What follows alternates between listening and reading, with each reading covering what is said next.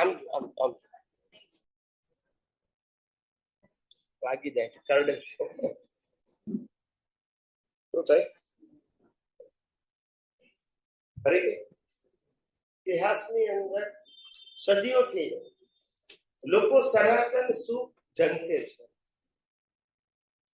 લોકો સનાતન માર્ગ ઝંખે છે, લોકો સનાતન શાશ્વત આત્માની અનુભૂતિ ઝંખે છે અને માટે મુક્તિના માર્ગ માટે પ્રયત્ન કરી રહ્યા છે. પણ કળિયુગની અંદર કારણ કે અનુભવી જ્ઞાનીઓનો દુકાળ હોવાથી, શું કીધું, બધાને શાસ્ત્રની જ વાતો કરવી પડે, બીજો કોઈ ઓપ્શન. અને બધાને ખબર છે કે રામકૃષ્ણ મહાવીર શાસ્ત્ર નથી બોલ્યા નથી, એ ખબર છે, બોલતા નથી બધા. કોણ ગયું? ખ્યાલ આવે? રામકૃષ્ણ મહાવીર શાસ્ત્ર નથી બોલ્યા એ ખબર છે ને અત્યારે બધામાં શાસ્ત્ર નથી બોલ્યું છે એ ખબર છે. તમે વિચાર કરો કેટલો fundamental difference. If the person they have an experience, they don't need the books. Yes or no? Yes. Secondly, if the persons they have an experience, they don't give the format. Itself prove the persons they have a good knowledge without experience. Good knowledge is there, but without. And the fundamental principle, if the persons they give the gnan to you, they have a no experience, so that the listener they have a never experience. That is the principle. આપનારને જ અનુભવ ના હોય તો લેનારને ક્યારે થશે? આ બધા principal કહું છું, મારો વ્યૂ પોઈન્ટ આ બધાને લાગુ પડશે. અનાદિકાળથી આવું જ ચાલે છે કળિયુગમાં. કેટલાય લોકો ઝંખે છે, એવું નથી કે, પણ મેળવવું ક્યાંથી? હું તમને બધાને સાયન્ટિસ્ટ બનાવું છું, આ ટીવી માં આપું છું, આ યુટ્યુબ માં આપું છું. It is not marketing, but at least the people they can know કે આવું વિજ્ઞાન દુનિયામાં અવેલેબલ છે. ફિઝિકલી તો હું પહોંચી શકવાનો નથી. તમને બધાને સાયન્ટિસ્ટ બનાવું છું, તમને બધાને કહેવાનું કહું છું. મેં ક્યારે કોઈ રિસ્ટ્રિક્શન કર્યું અને આ વિજ્ઞાન મારું છે એવી માલિકી કરી નથી. મારું મિશન લોકોને યુનિવર્સલ ટુ સાયન્સ પહોંચે એટલું છે. કોણ પહોંચાડે એ ઇમ્પોર્ટન્ટ. પહોંચવું જોઈએ. પહોંચશે તો લોકો વિચારશે ને કે ધર્મની ઉપર પણ આધ્યાત્મ છે. એવું ક્યારે ખબર પડે? સાંભળે તો ને. સમજાય છે? એટલે આપણું મિશન આ છે. આપણું મિશન મંદિરો બનાવવા, સંસ્થાઓ બનાવવા, શિષ્યો બનાવવા, વરઘોડા કાઢવા. That is not our mission.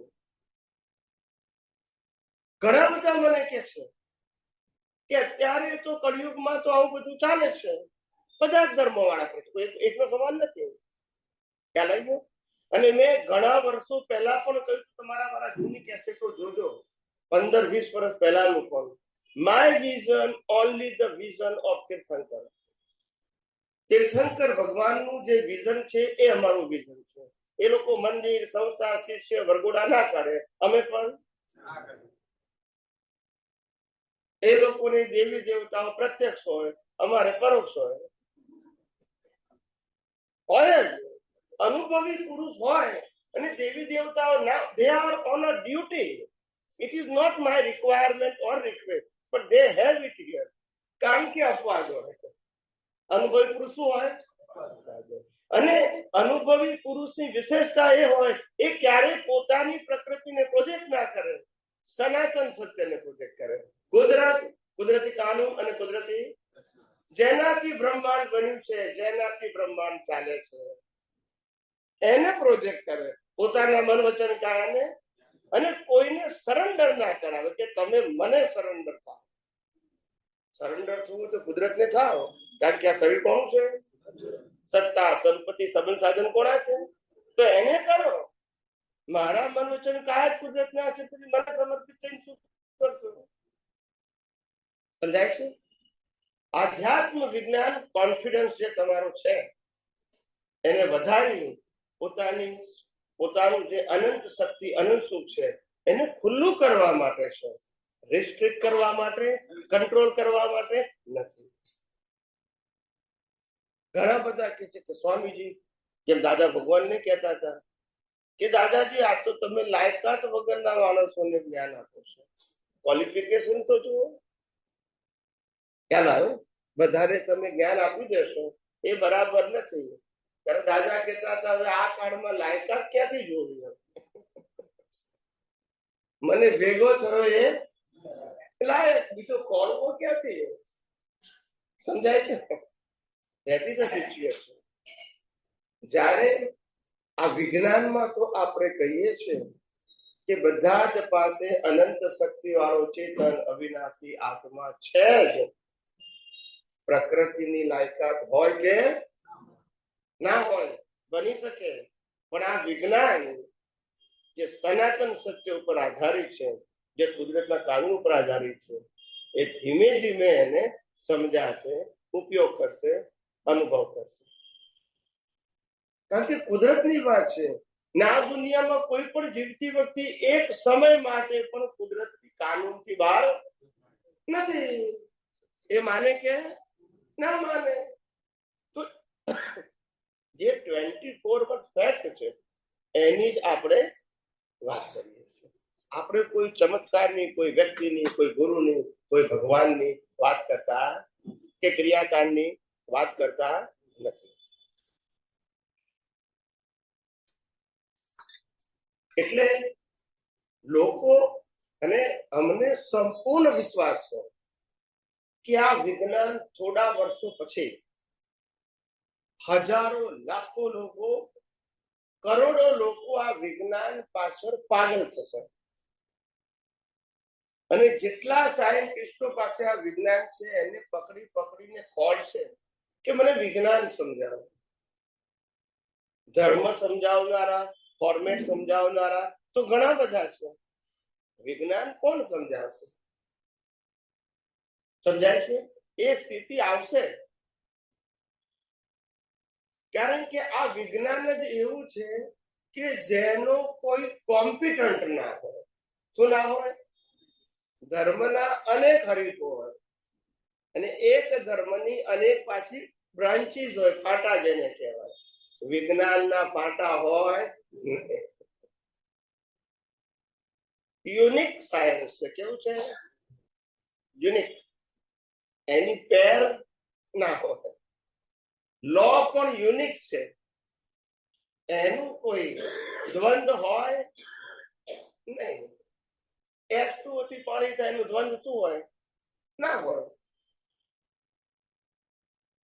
એટલે આવું યુનિક વિજ્ઞાન જે કુદરતના કાનૂન રૂપે છે, જે યુનિવર્સલ લો રૂપે છે, એ વિજ્ઞાન આ ખુલ્લું થઈ રહ્યું છે. આ કોઈ વ્યક્તિનું વિજ્ઞાન પણ વ્યક્તિને એટલા માટે જરૂર છે કારણ કે આ જગતમાં આત્મા સિવાય બધું જ કુદરતનું હતું, કુદરતનું છે અને કુદરતની પાસે, અને એને તું નથી માનતો એ તારું અજ્ઞાન છે. એનાથી કર્મ બંધાય છે, એનાથી જન્મ, મરણ અને ચારે ગતિ પ્રાપ્ત થાય છે.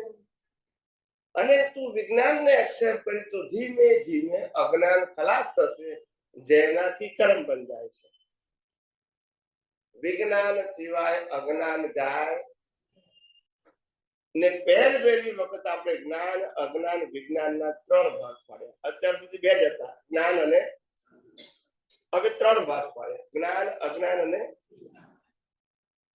એટલે લોકોને ખબર પડે કે વિજ્ઞાન એ સેપરેટ સબ્જેક્ટ છે. જ્ઞાન, અજ્ઞાન એ દ્વંદ છે. વિજ્ઞાન દ્વંદ સમજાય છે. ચોરી કરવી, ચોરી ના કરવી એ જ્ઞાન છે, એ ચોરી કરવી એ અજ્ઞાન છે. પણ ચોરી કરનાર કે ના કરનાર બેને કુદરતી રચના જોવા એ આની ક્યાંથી સરખામણી થશે? ખ્યાલ આવ્યો? Out of relative truth is a science. Out of relative truth. And in relative truth is a જ્ઞાન and આખું સેપરેશન. એટલે સાયન્સની કમ્પેરિઝન ક્યાં તો સમજાય ક્યાં ના સમજાય. સાયન્સમાં કોઈ વ્યક્તિ ઓપોઝ ના કરી શકે, કારણ કે એની પાસે ઓપ્શન ના સમજાય એવું બની શકે, ના સ્વીકારે એવું એ બની શકે. પણ ઓપ્શન, આજે તમે એમ કહો કે હું કૃષ્ણને માનું છું, તો પેલો કે હું રામને માનું છું, પેલો કે હું મહાવીરને માનું છું, તો માની શકે કે નહીં? ઓપ્શન છે. પેલો કે હું નવકાર મંત્ર બોલું છું, પેલો કે ઓમ નમો વાતું દેવા બોલું છું, ઓમ નમઃ શિવાય બોલું છું, પેલો કે હું ત્રણ મંત્ર હાથે બોલું છું. છે ને ઓપ્શન? પેલો કે હું આ ગુરુને માનું છું, પેલો કે હું આ ગુરુને. છે ને ઓપ્શન? મંદિર, સંસ્થા, શિષ્ય, વરઘોડા બધામાં ઓપ્શન હોય. વિજ્ઞાનમાં ઓપ્શન. અને જે લોકો ભૂતકાળમાં મોક્ષે ગયા છે એ બધાએ આ યુનિવર્સલ ટ્રુથ સાયન્સ સમજ્યા વગર અજ્ઞાન ઝીરો થાય નહીં, કેવળ દર્શન થાય નહીં, અને કેવળ જ્ઞાન પણ પહેલી વખત ભારત વર્ષની અંદર અજ્ઞાનને અજ્ઞાનની પરિભાષા આપવામાં આવી. શેની પરિભાષા? અજ્ઞાન એટલે રિલેટિવ ટ્રુથ. આવું ઇતિહાસમાં કોઈ બોલ્યું નથી. અજ્ઞાન એટલે, ને આખો સંસાર તેના ઉપર ચાલે છે રિલેટિવ ટ્રુથ ઉપર. માટે કીધું જેનાથી સંસાર ચાલે છે એનાથી મુક્તિ ના મળે. એટલે રિલેટિવ ટ્રુથ થી સંસાર ચાલે, યુનિવર્સલ ટ્રુથ થી સંસાર, there is no any other way or option. એટલે દરેક વસ્તુમાં ક્લેરિટી છે, કન્ફ્યુઝન ઇફ એન્ડ બટ નથી. આવું અદ્ભુત વિજ્ઞાન પણ જ્યારે પબ્લિકમાં નીકળે, સાંભળજો, ત્યારે લાખો વ્યક્તિઓની જિજ્ઞાસાઓનું પ્રતિબિંબ પડે. કારણ કે રામકૃષ્ણ પણ 5 વ્યક્તિઓ આગળ આખી જિંદગીમાં પ્રવચન નતા કરી શક્યા. એના માટે સંજોગ જોઈએ, ને સંજોગ કોણ આપે? અને કુદરત ક્યારે આપે? હિસાબ હોય, મરજીથી. તીર્થંકરની પહેલી દેશના નિષ્ફળ જાય, સંજોગ. શું કરે? He is not qualified, પણ સંજોગ નતો ને. શું કરે? જ્ઞાની પુરુષ દાદા ભગવાન 1958 જ્ઞાન થયું, 4 વર્ષ સુધી કોઈ ભેગું જ ના થયું એને ઓળખવું, તો શું કરે? સંજોગ. મેં પોતે કરી શકે? વિચાર કરો. જ્ઞાન પ્રગટ થવું એ જુદી વસ્તુ છે, ઇન્ડિવિજ્યુઅલ છે. પણ જ્ઞાન પબ્લિકમાં જવું, એમાં તમારી પાસે choice. The nature give you circumstances, then you can give. સંજોગ વગર તમે બોલી શકો. કૃષ્ણ ભગવાનની ગીતા પણ મહાભારતમાં નીકળી, મંદિરમાં નહીં, બોલતા નથી. સંજોગ આધીન છે માનવ ભવન. ત્યારે મન વચન કાયની વાત આવે ત્યારે કુદરત વચ્ચે આવે, ત્યાં તમારું ચાલે. જાતે અનુભવ કરવો હોય તો જાતે કરી શકે જ્ઞાન દર્શન. પણ જયારે પબ્લિકમાં જવું હોય તો કુદરતનો કાનૂન વચ્ચે આવે. હિસાબ વગર બોલી શકાય. એટલે દાદા ભગવાને એને ટેપ રેકોર્ડ કીધું. શું કીધું? એ સંજોગ આધીન જ વાગે. કેવી વાગે? એમ કેમ વાગે? અને પૂછો તો જ જવાબ. આપણે સત્સંગમાં જોયું છે ને, કેવા નવા નવા કોડ પડે છે, પણ ક્યારે પૂછે? અને જ્યારે પ્રશ્ન નવા પૂછાયા છે ત્યારે નવા કોડ પર બધા ઓન ધ સ્પોટ જ પડ્યા છે કે ભાઈ આજે પૂછો ને આવતીકાલ જવાબ મળે, એવું હોય? દર્શનમાં બધું હોય, પણ નીકળે ક્યારે? સંજોગોને તીર્થન કરો ને એવું હોય. કોઈ વાણીકર બોલવામાં સ્વતંત્ર નહીં, કોઈ નહીં, કોઈ મનુષ્ય નહીં. ખ્યાલ આવે? સિદ્ધાંત થઈ ગયો, એમાં વ્યક્તિ વિશેષ ના હોય. આવું અદ્ભુત વિજ્ઞાન તમને બધાને તમારા ઉત્કૃષ્ટ પ્રકારની કુંડળીથી પ્રાપ્ત થયું છે. અને એ વિજ્ઞાન આ અવતારમાં એના માટે જીવન જીવી જાણજો. અંદરનું જીવન, બહારનું તો કુદરતી રચના છે, પણ અંદરનું જીવન વિજ્ઞાન સમજ કરવું, દ્રષ્ટિથી એમાં ફીટ કરવું, ઉપયોગ કરવો દ્રષ્ટિથી, અને દ્રષ્ટિથી અનુભવ કરવો. મન વચન કાયાને શું કરવું એ આધ્યાત્મ વિજ્ઞાનનો વિષય નથી. ગઈકાલે વાત કરી છે ને, સામાજિક અને ધાર્મિક એ અમારો વિષય છે સનાતન સત્ય, યુનિવર્સલ ટ્રુથ. સાંપ્રદાયિક અને સામાજિક વાતો એ અમારો વિષય, એ બધું કુદરતી રચના. ચાલો હવે આપણે થોડી કસરત લઈએ.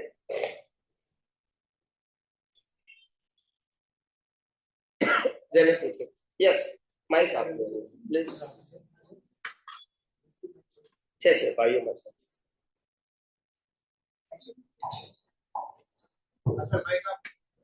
એક વાર પૂછો તમારે. હા બોલો. હમણાં જે કહ્યું ને એના પ્રમાણમાં એક એવો ઉલ્લેખ છે કે તીર્થંકર ભગવાન 48 મિનિટમાં 15 ભગવંતોને આગમન નામ, તો એ આની સાથે કઈ થશે? આ બધી ભાષા છે ને સમજવાની બહુ અઘરી છે. જ્ઞાનીઓની ભાષા ઇઝ વેરી પ્રિસાઇઝ. એનું વિઝન મોટું હોય પણ શબ્દ નાના હોય. ખ્યાલ આવ્યો? હું સમજાવું છું ધીમે ધીમે, ચિંતા ના કરશો, મારી જવાબદારી છે. હું આંખો બંધ રાખું છું તો દુનિયા મારી સમાપ્ત થઈ ગઈ, ને હું આંખો ખોલું છું તો આખી દુનિયા દેખાય છે. તો આંખોમાં શક્તિ છે, મારામાં નથી અને આંખોમાં નથી. એ તો ઇન્સ્ટ્રુમેન્ટ છે. આંખમાં હોય તો આંખમાં કાઢી મૂકો, જુએ તો સાચું. સમજવાનું એટલે કે આ જ્ઞાન દર્શનનો વિષય છે. જ્યારે ભગવાન દીક્ષા આપે, ગણધરોને દીક્ષા આપે, બીજા કોઈને દીક્ષા ના આપે ભગવાન. પછી ગણધરો બીજાને દીક્ષા આપે, પછી આચાર્ય ઉપાધ્યાય સાધુ થાય. તીર્થંકર ભગવાન ગણધરને દીક્ષા આપે, પછી એની પરંપરા કહેવાય, ડાયરેક્ટ ના આપે ભગવાન. અને તીર્થંકર જયારે દીક્ષા આપે ત્યારે એગો મેં સાસો અપ્પા બોલાવે. એ જ તમારે બધા આગમોનો સાર. એ જેટલા 45 42 48 આપણે આંકડા વાંચી લેવા દેવા. પછી 45 પેલો કે અમારામાં 48 છે, શું કરવાનું? બધા કીધું એટલે વાત પતી ગઈ ને, પછી આંકડાની જરૂર જ નથી. આપણે ખ્યાલ આવે? બધા જ આગમનો સાર એગો મેં સાસો અપ્પાના સૂત્રમાં આવી ગયો. જે દીક્ષા આપે છે ત્યાં એગો મેં સાસુ અપ્પા જ્ઞાન દર્શન સજ્જુઓ. હું એક શાશ્વત કેવળ આત્મા છું અને જ્ઞાન દર્શન એ મારા કાયમી ગુણો છે. એગો મેં સાસુ અપ્પા જ્ઞાન દર્શન સજ્જુઓ. શેષા મેં બાહિરા ભાવા. બાકી બધા બહારના ભાગો છે. શેષા મેં બાહિરા ભાવા સર્વે સંજોગ લક્ષણ. બધા સંજોગ લક્ષણ, સંજોગથી ઉભા થાય અને સંજોગથી વિરમી જાય છે. કોઝ અને ઇફેક્ટ. તમ્મા સંજોગ સંબંધમ. શું કે છે? તમ્મા એટલે તમામ, તમ્મા એટલે તમામ, તમ્મા સંજોગ સંબંધમ. આ સંજોગો સંબંધ વાળા છે. સંબંધ એટલે હિસાબ. સંબંધ એટલે વ્યક્તિગત એવું ને, હિસાબ વાળા, રાગ દ્વેષના હિસાબ વાળા. તમ્મા સંજોગ સંબંધમ સવમ તિબેન. હું એને ઓસાઈ દઉં છું. ઓસરાવું છું મતલબ મારે એની સાથે કોઈ કનેક્શન. આપણે કીધું ને, મન વચન કાયાની અવસ્થા માત્ર. દાદા ભગવાને કીધું જેને કોઈ વાપ હોય અને તે એના આપણે શું છીએ? ઓબ્ઝર્વર માત્ર. Creator owner. એટલે આવું હોય. દાદા ભગવાને શું કહ્યું એ કહ્યું. દાદા ભગવાને એવું કહ્યું કે મન વચન કાયાની અવસ્થા માત્ર કુદરતી રચના છે. આ જે સમજી ગયો એ 42 આગમ ભણી ગયો, એવું દાદા ભગવાને કહ્યું. એ કહેવાનું આશય મૂળ વસ્તુ તો એક જ છે. Presentation is different but the theme is same. સમજાય છે? ટૂંકમાં કન્ક્લુઝન કે આત્માને દેહ સાથે કોઈ લેવા દેવા નથી, પણ અજ્ઞાનતાને કારણે વેલ્ડિંગ થવાથી સામીપ્ય ભાવથી કર્મ બંધાય છે અને 4 ગતિમાં ફરવું પડે છે. હવે બંનેને છૂટા જુઓ તો કે હું શુદ્ધાત્મા છું, મારા સિવાય બધું જ કુદરતી રચના. પછી આગળનો સાર સમજી ગયા? હવે સાર મળી ગયો, હવે તમારે ઉપયોગ કરવાનો છે દ્રષ્ટિથી. સાર મળી ગયો એટલે તમને સમજાઈ ગયો, પણ એપ્લિકેશન તો બાકી રહ્યું ને. અને એમાં એપ્લિકેશનમાં 2 ભાગ આવે, ઉપયોગી આવે અને પ્રમાદ પણ. પ્રમાદ આવશે એમાં જવાબદાર છે. ઉપયોગ કર્યો તો પાસ થઈ ગયા, પ્રમાદ કર્યો તો ફેલ થયા, તો વળી પાછું પેટથી પાસ થવું પતી ગયું. આવું સિમ્પલ સાયન્સ છે, કશુંમાં ગોળ ગોળ. સમજાયું પ્રભુ આપને? ભાષા જુદી હોય, જ્ઞાનીઓની ભાષા જુદી હોય. આ જ્ઞાન તો બધું અંદર હે આ જે જ્ઞાન છે એ બધું તો રચના જે કરી પડી એ તો ગંધર્વ ભગવાન ગણધર્વ ના કરે, આચાર્ય કરે, ગણધર્વ ના કરે. જેનો છેલ્લો અવતાર હોય એ શાસ્ત્ર ના લખે. સમજી જાઓ, તીર્થંકર, કેવડી, ગણધર્વ બધાનો છેલ્લો અવતાર હોય. શાસ્ત્ર બસ. જ્ઞાનીઓ, અનુભવી જ્ઞાનીઓ શાસ્ત્ર ના લખે, એની વાણીથી લોકો લખે. જેમ કે સંકલિત, દાદા ભગવાનની આપતો વાણી સંકલિત છે, એ ના લખે. અમે અત્યારે બોલીએ છીએ આધ્યાત્મ વિજ્ઞાન, એ સંકલિત થાય. અમે લખીએ કે એમાં રાઇટર ના હોય. કોઈ પણ અનુભવી પુરુષ, શ્રીમદ રાજચંદ્ર રાઇટર ક્યાં હતા? એમના ગયા પછી પુસ્તક લખાયું, એ ના લખે. હા, એમને પદો લખ્યા છે, પણ પુસ્તક તો એમના ગયા પછી વચનામૃત છે ને મેં, એમના પુસ્તક, એમના પત્રોનું સંકલન લોકોએ કર્યું છે. એમને કર્યું.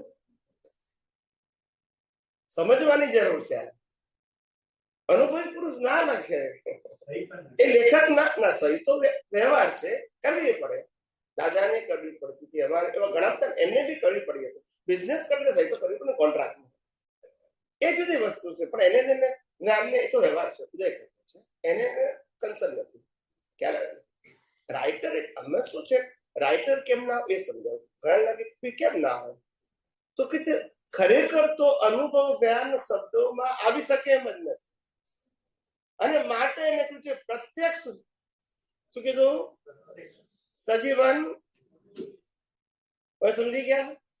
પછી પરોક્ષ થઈ ગયું, પછી વ્યૂ પોઈન્ટ. હવે દરેક વ્યક્તિ પોતપોતાના વ્યૂ પોઈન્ટ થી સમજશે. હવે સમજી ગયા? શ્રીમદ રાજચંદ્રએ પોતે જાતે પ્રત્યક્ષ કહેલું કે આ આત્મસિદ્ધિ છપાવશો નહીં, આને લાયકાત ખાલી 3 જણ પાસે જ છે, અને એના માટે છે જે સ્વરૂપ સમજ્યા વિના પામ્યો દુઃખ અનંત, સમજાવ્યું તે પદ નમો શ્રી સદગુરુ. તો કોને સમજા? 3 જણને સમજાવ્યું છે, બાકી બધા તો આવે ને જાય, એને સમજાયું નથી. સમજાય છે? અહીંયા આવતો રે, અહીંયા પેલા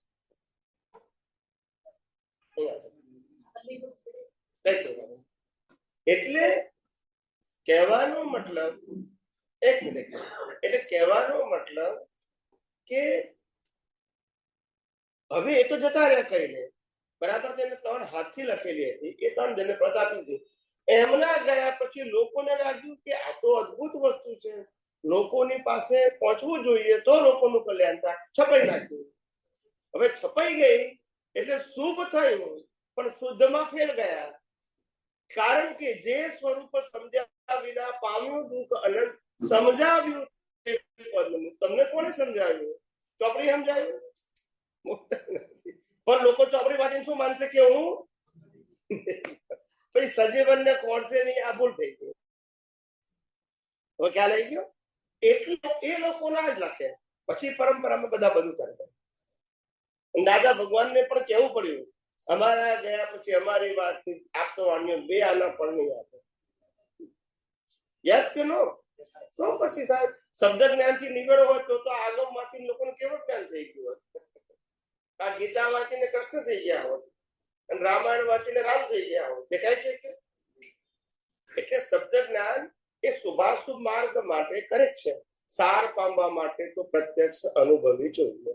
સાર માટે શુભાશુભ માર્ગ માટે શાસ્ત્રોનો માર્ગ બરાબર છે. શુદ્ધ માર્ગ માટે ચાલે. ચાર ગતિમાં ફરવા માટે શાસ્ત્રો શ્રેષ્ઠ છે. ચાર ગતિથી મુક્ત થવા માટે અનુભવી પ્રત્યક્ષ. હવે સમજી ગયા? બસ. જય સચિદાનંદ. કોણ? ઓકે. હા, હું ચોખવટ કરું કે બિન અનુભવી લોકોને હું પ્રોત્સાહન નથી આપતો, પણ એક વાક્ય આવે છે, ગુરુ રહ્યા છદ્મસ્ત પણ વિનય કરે ભગવાન. યસ. તો મેં પૂછ્યું કોઈને કે આવી રીતે કેમ પડદેલું લખ્યું છે? તો એમને મને ઠાણંકી સૂત્રની ચોપંક્તિ આપી કે ઠાણંકી સૂત્રમાં ભગવાને ફરમાયું છે કે અનુભવીથી અનુભવ થાય, બિન અનુભવીથી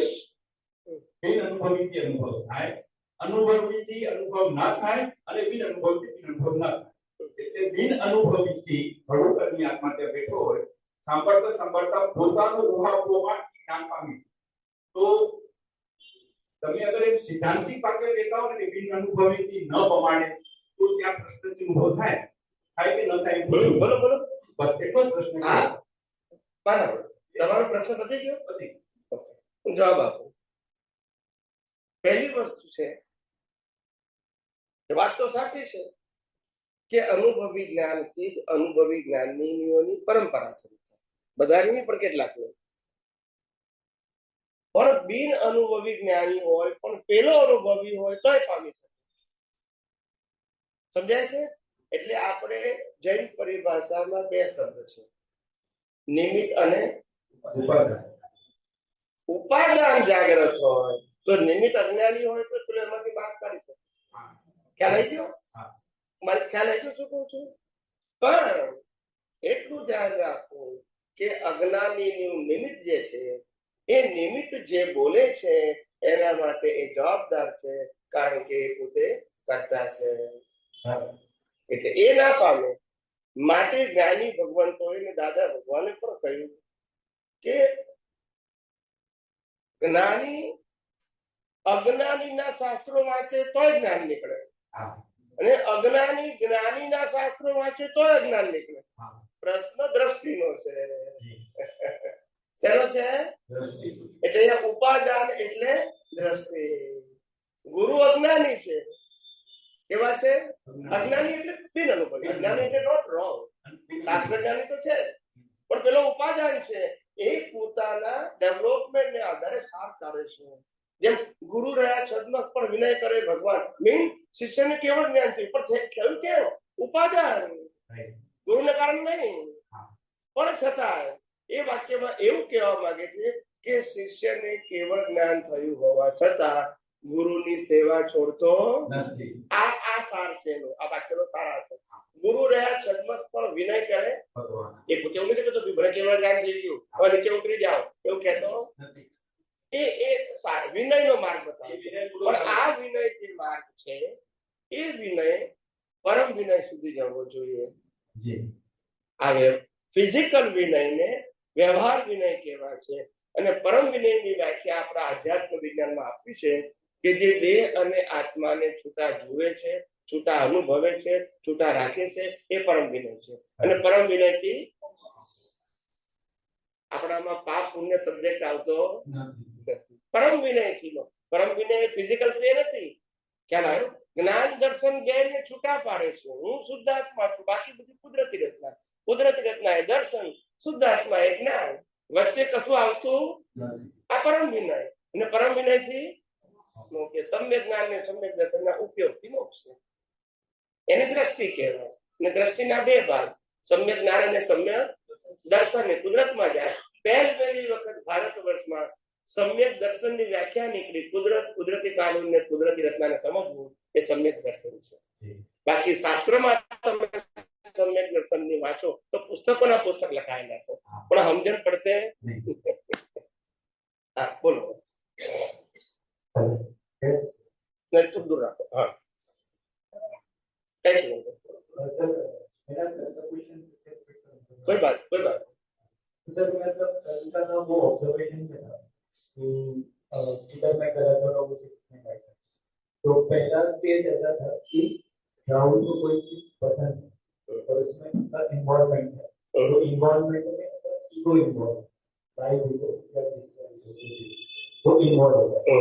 तो विज्ञान में नहीं होता, अगर कोई प्रोसेस में वो इन्वॉल्व हो रहा है और अलर्टनेस में उसको ये आ जाता है कि यहाँ पे लॉक फीचर अप्लाई फोन कर रहा है वो ऑप्शन. तो इसमें होता क्या है, पहले उसका ईगो इन्वॉल्व होता था, अभी वो बैकफुट पे है. ओके, इन्वॉल्व नहीं. ओके, सेकंड केस में ऐसा है कि कोई ऐसा चीज सामने है जिसमें उसका इंटरेस्ट नहीं है या फिर वो चीज हो चुकी है और उसका ईगो सफर हो रहा है और वो उसको देख रहा है. सेकंड केस में तो कल आपने एक एग्जांपल दिया था कि जो आपके लास्ट हाउस उसका ऊपर आपने जुड़ा और आपने बोला ये जुड़ा है और मैं इससे अलग हूँ, तो आपने विजन के थ्रू देखा. तो इसको थोड़ा मॉडिफाई करते हैं. तो इसके जगह पे समझो कि आपको कोई चीज इंटरेस्ट है, सिखाने की कोई चीज होगी, जलेबी होगी, तो जलेबी में आपका भी इन्वॉल्व है, ईगो इन्वॉल्व है, उसमें रस है. तो इसमें जब वो जुड़ापन देखता है तो वो ईगो के साथ पीछे जाता है या फिर उसका दृष्टि से समझ गया. शांति से सुनना. सबसे पहली बात, व्यवहार में अटैच और डिटैच को कुदरती रखना है. क्या बताया? पसंद में अटैच, ना पसंद में वो कुदरती रखना है. वो पुरुषार्थ. कोई व्यक्ति मेरे को पसंद है तो मैं उसके साथ में रहना चाहूंगा, नहीं पसंद है तो उससे पुरुषार्थ से कोई मतलब नहीं है. ये कुदरती रचना है. It's a view point, it's a belief. समझ में आया? उससे पुरुषार्थ से कोई मतलब नहीं है, ज्ञान दर्शन से कोई मतलब नहीं. तो पुरुषार्थ किसको कहते हैं? जो सभी अवस्थाओं को कुदरती रचना देख सकता है और शुद्धात्मा का निश्चय और मजबूत कर सकता है, वो पुरुषार्थ है. कुदरती रचना देखना. क्या बताया? सभी यानी मन, बुद्धि, चित्त, अहंकार जो डिस्चार्ज है और स्पीच और एक्शन और 5 ज्ञानेंद्रियों से अनुभव में आती पूरी सृष्टि, ये पूरे पैकेज को जो व्यक्ति कुदरती रचना देख सकता है वही तो मुक्त है. इसमें पूरा ब्रह्मांड आ गया आत्मा के अलावा. नो रिलेटिव ट्रूथ, सब कुदरती रचना.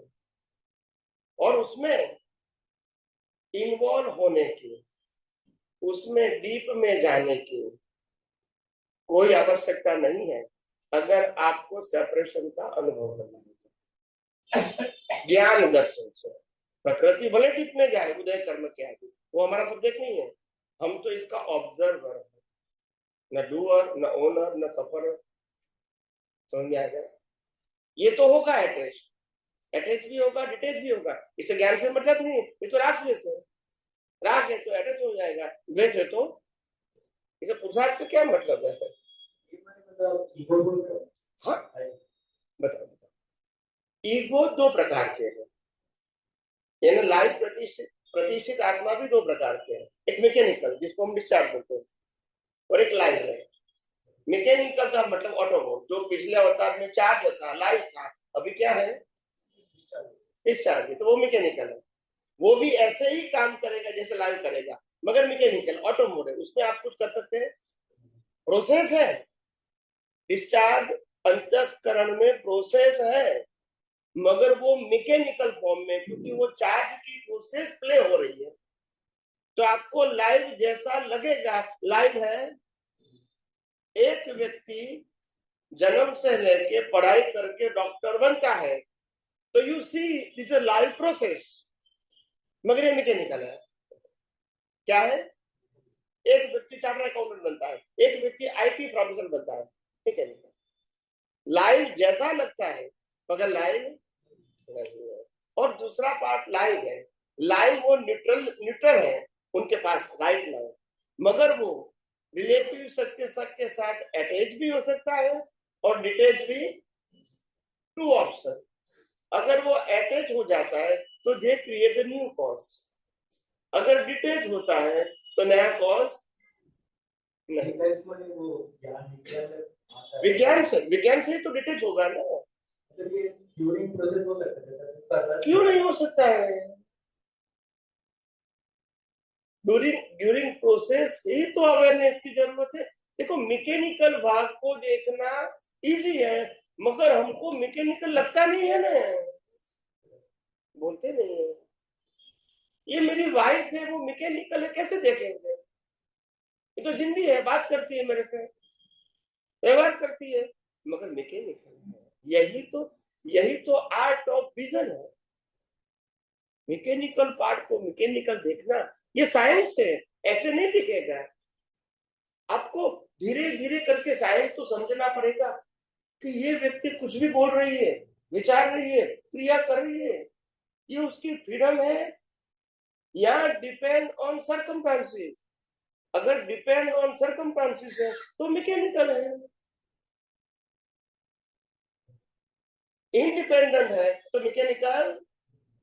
मगर इंडिपेंडेंट तो कोई है नहीं। राम भी डिपेंडेंट था, तभी तो उनको वनवास जाना पड़ा, तभी तो उनको सीता ले गए, तभी तो रावण नहीं माने।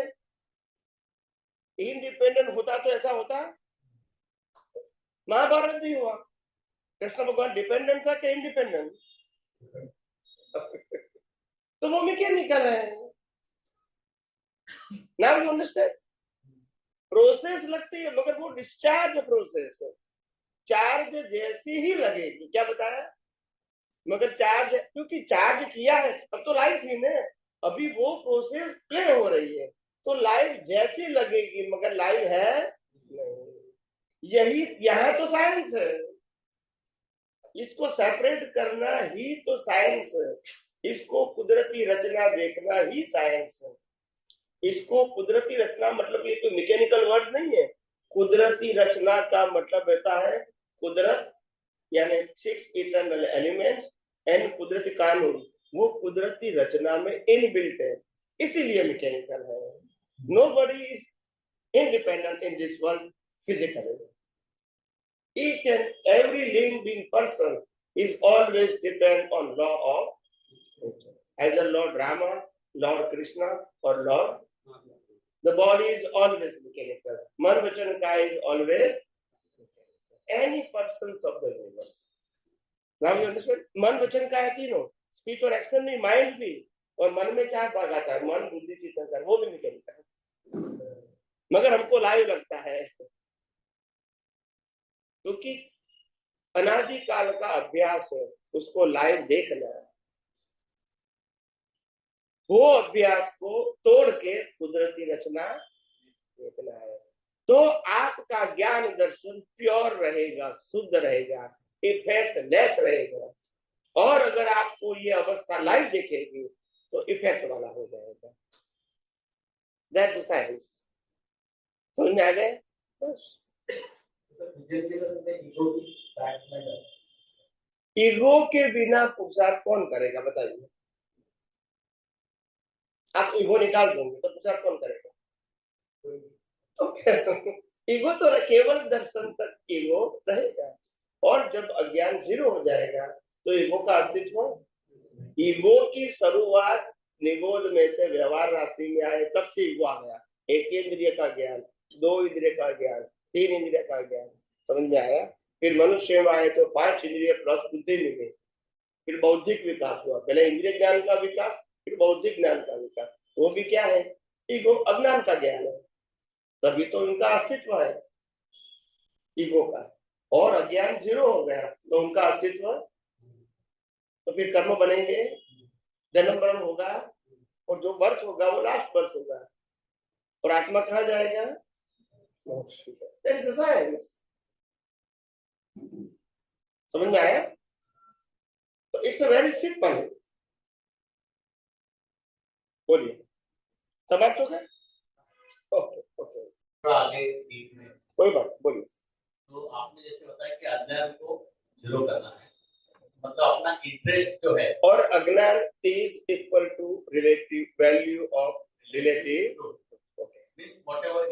I have इंटरेस्ट को मुझे क्लियर करने के लिए दो तरीका है। जैसे जिलेबी का एग्जाम्पल हमने लिया था, या तो मैं जिलेबी को खा के फिर देखूंगा इसमें कुछ मजा नहीं है, मेरा इंटरेस्ट जीरो हो जाएगा, that's one way. Second is मैं उसको कुदरती रचना देखता हूँ और फिर होता हूँ चलो ये कुदरत का ये है, मैं इसको करूंगा नहीं, ऐसे ही इंटरेस्ट को ये करूंगा। और थर्ड ये है कि मतलब जिलेबी खाऊंगा भी और बाद में बोलूंगा चलो इंटरेस्ट है जितना दिन खाना है खाऊंगा, बाद में जब ऑटोमेटिकली उसका इंटरेस्ट खत्म हो जाएगा फिर मेरा ये हो जाएगा, मतलब जीरो हो जाएगा। समझ गया। फिर ये मतलब कौन सा टीचर ऑप्शन आ जाता है सामने, दो गलत है, एक सही है। एक कुदरती रचना देखना है। हर अवतार में लोग कहते हैं मेरे को वाइफ पसंद नहीं है, हस्बैंड पसंद नहीं, फिर नेक्स्ट पर्सन मिलता ही है, जो भी हंसते हैं। तो ये इंटरेस्ट खत्म नहीं हुआ, इंटरेस्ट चेंज हुआ, जलेबी में से बंद हुआ तो फिर और इसमें आ गया और तीसरी चीज में आ गया। It is not a solution. Interest खत्म होना मतलब आप उब गए समझ में आता है। It is not a solution. Now you understand. अगर आपकी ₹1,00,000 सैलरी है और फिर आपको कहेंगे, आपके कंपनी कहेंगे अभी आपको 10 लाख मिलेगा, फिर आपकी अपेक्षा रहेगी कि अभी मेरे को इंक्रीमेंट चाहिए, प्रमोशन की जरूरत चाहिए, वो तो मिल गया। तो मतलब ये नहीं कि आप वितराग बन गए। आपका अभी सब्जेक्ट पैसा नहीं हुआ, पैसे का यूज हो गया इंटरेस्ट। एक सब्जेक्ट खत्म हो गया कि पैसा कमाना है, अभी क्या हो गया, जो चाहिए ज्यादा मिलता है, अभी क्या हो, सेकंड सब्जेक्ट क्या हो गया, यूज हो गया। तो सब्जेक्ट चेंज होगा। चलो भी मेरे को जलेबी नहीं खानी है क्योंकि मैंने बहुत खाई, अभी इंटरेस्ट नहीं है, तो हर चीज में जाना जाएगा। This is not a solution. और कई लोगों को यहाँ बैठे हुए अनुभव है, बहुत फिल्म पसंद होने के बाद 25 बार देखने के बाद कहेंगे अभी मेरे को देखना है। तो ये कोई वितराग नहीं बन गए, अभी दूसरा फिल्म चाहिए उनको। ये सॉल्यूशन नहीं है। सॉल्यूशन तो कुदरती रचना, ये कम ज्यादा हो सकता है subject to, but this is not a permanent solution. और जो डेवलपमेंट अपना है वो इसको घटता नहीं है, ये खत्म हो जाता है। डेवलपमेंट कभी भी घटता नहीं है। स्पिरिचुअल डेवलपमेंट बोलो, भौतिक नहीं, खास शब्द यूज करो। स्पिरिचुअल डेवलपमेंट कभी माइनस नहीं होता है। तो उसका क्या रीजन है, क्यों नहीं माइनस? क्योंकि सनातन सत्य कभी चेंज नहीं होता। रिलेटिव सत्य तो एक बर्थ में भी चेंज हो जाता है। अगर मान लो किसी ने प्रमाद किया, मतलब जानते हुए कि उसने उसको यूज प्रमाद किया तो यूज नहीं कर सकते, माइनस नहीं होगा। समझ में आया? माइनस कैसे होगा? When I am not used, it is not increase, but not minus. मतलब अज्ञान बढ़ेगा नहीं, जो लेवल कैसे बढ़ेगा? नहीं, यूज नहीं करोगे तो अज्ञान भी वही रहेगा, डेवलपमेंट रहेगा, प्रगति नहीं होगी, मगर माइनस नहीं होगा। अज्ञान बढ़ेगा, मगर भौतिक डेवलपमेंट मर जाने के बाद, ये अवतार में गोल्ड मेडलिस्ट डॉक्टर, 40 साल की प्रैक्टिस, फिर मर गया, फिर नेक्स्ट पर में जन्म, फिर बाल मंदिर में जाने का, वो डेवलपमेंट साथ में। क्योंकि ये रिलेटिव सत्य है। रिलेटिव सत्य का मतलब कॉज एंड इफेक्ट, और ये सनातन सत्य वो cause effect. It is a permanent maturity, it is your permanent capital of your vision, वो टेम्पररी। ये साइंस के अंदर सभी प्रश्नों का परमानेंट सॉल्यूशन है, क्योंकि यूनिवर्सल ट्रूथ लॉ है। ये मेरा बनाया हुआ है तो उसमें गलती हो ही सकती है, क्योंकि जितना मेरा विजन इतना मैं बोलूंगा। ये कुदरत का दर्शन है, सिर्फ मैं उनको देख सकता हूँ, ये दर्शन मेरा नहीं है, अनुभव मेरा है दर्शन का। जैसे मेरे को केवल ज्ञान हुआ तो मेरे को ब्रह्मांड दिखता है, तो ब्रह्मांड किसका है? कुदरत का है, मेरा है। कुदरत ने मेरे को निरावरण बनाया बिकॉज ऑफ माय क्वालिटी, तो मैं ब्रह्मांड देख सकता हूँ। अभी आप पूछोगे तो मैं उत्तर दूंगा, मगर जो दिखता है वो मेरा है। समझ में आया? सनातन सत्य किसी का नहीं होता है, और अगर किसी का है तो वो सनातन सत्य नहीं है। सनातन सत्य का मतलब था, है और रहेगा, और दुनिया की कोई भी व्यक्ति मैच्योरिटी के साथ एक्सपीरियंस कर सकती है। बस इसमें किसी की मोनोपोली, किसी की कृपा आशीर्वाद की जरूरत नहीं है, मार्गदर्शन की जरूरत है। क्या ओके, अनाउंसमेंट करो। जय सच्चिदानंद। अभी आप 10 मिनट नो टी ब्रेक। मोक्ष कर्म के गुरु के आध्यात्मिक કોના પર આધાર રાખે છે મોક્ષ લેવો હોય તો? હા, મોક્ષમાં કે હું એમ સમજુ છું કે હું આત્મા છું તો મોક્ષમાં લઈ જવાનું છે, અને શરીરના સંબંધોને કેવી રીતે દૂર રાખવા, આ મારો પ્રશ્ન. ઓકે, જય સચ્ચિદાનંદ. સૌપ્રથમ તો આત્માની અનુભૂતિ કરવા માટે સમ્યક જ્ઞાન અને સમ્યક દર્શન ની દ્રષ્ટિ અનુભવી પુરુષ પાસેથી મેળવવી પડે. શાસ્ત્ર જ્ઞાન નહીં ચાલે, ક્રિયાકાંડ નહીં ચાલે, સંપ્રદાય નહીં ચાલે. એ 4 ગતિમાં ફરવા માટે છે. ધર્મ, સંપ્રદાય એ બધું શેના માટે છે? 4 ગતિમાં. કારણ કે એનો સબ્જેક્ટ છે પાપ પુણ્ય. આત્માનો અનુભવ કરવો હોય તો જેનાથી પાપ પુણ્ય બંધ થાય એ અજ્ઞાનનો નાશ કરે. કારણ કે અજ્ઞાનથી પાપ પુણ્ય થાય છે, ક્રિયાથી પાપ પુણ્ય થતા નથી. હવે અજ્ઞાનનો નાશ કરવા માટે જ્ઞાનની જરૂર નથી, વિજ્ઞાનની જરૂર છે. કારણ કે જ્ઞાન એ રિલેટિવ સત્ય છે, અજ્ઞાન પણ રિલેટિવ સત્ય છે, અને વિજ્ઞાન સનાતન સત્ય છે. વિજ્ઞાન સનાતન સત્ય, આત્મા સનાતન સત્ય, મુક્તિ સનાતન સત્ય, આત્માની અનુભૂતિ પણ સનાતન સત્ય, અને આત્માને અનુભવવાનો માર્ગ પણ સનાતન સત્ય. એનું નામ પણ સનાતન ધર્મ. કયો ધર્મ? સાંપ્રદાયિક ધર્મ. એ અનુભવી પુરુષ પાસેથી તમને દ્રષ્ટિ મળે. કેમ મળે એની પાસેથી? કારણ કે અનુભવી છે. આ જ વાત ચોપડીમાં આવે તો સમજાય નહીં, અને જો સમજાતી હોય તો લોકો ગીતા વાંચીને કૃષ્ણ થઈ ગયા હોય, રામાયણ સાંભળીને રામ થઈ ગયા હોય, અને આગમ વાંચીને મહાવીર થઈ ગયા હોય. પણ એ પોસિબલ? એટલે ધર્મના માર્ગથી, પુસ્તકના માર્ગથી પાપ પુણ્યનો માર્ગ જીવતો રહે, અને 4 ગતિમાંથી કોઈ પણ ગતિમાં જઈ શકે. એમાં કોઈ ક્વેશ્ચન? પણ 4 ગતિથી મુક્તિ જોઈએ તો અનુભવી પુરુષ પાસેથી દ્રષ્ટિ જોઈએ. શું જોઈએ? ક્રિયા નહીં, દ્રષ્ટિ. અને જેવી દ્રષ્ટિ એવી. તો બદલાય શું? સૃષ્ટિ કે દ્રષ્ટિ? જ્ઞાની પુરુષ દ્રષ્ટિ બદલે. એ બદલાયેલી દ્રષ્ટિનો સંજોગોમાં ઉપયોગ કરવો એનું નામ પુરુષાર્થ. અને જ્યાં ચૂકી ગયા એનું નામ પ્રમાણ. ચૂકી ગયા એમાં ફેલ ગયા કહેવાય તો નેક્સ્ટ બર્થમાં પાસ થવું પડશે. જેમાં પાસ થઈ ગયા એમાં બીજી વખત પાસ નહીં થવું પડે, એનું નામ સ્પિરિચ્યુઅલ ડેવલપમેન્ટ કહેવાય. સમજી ગયા?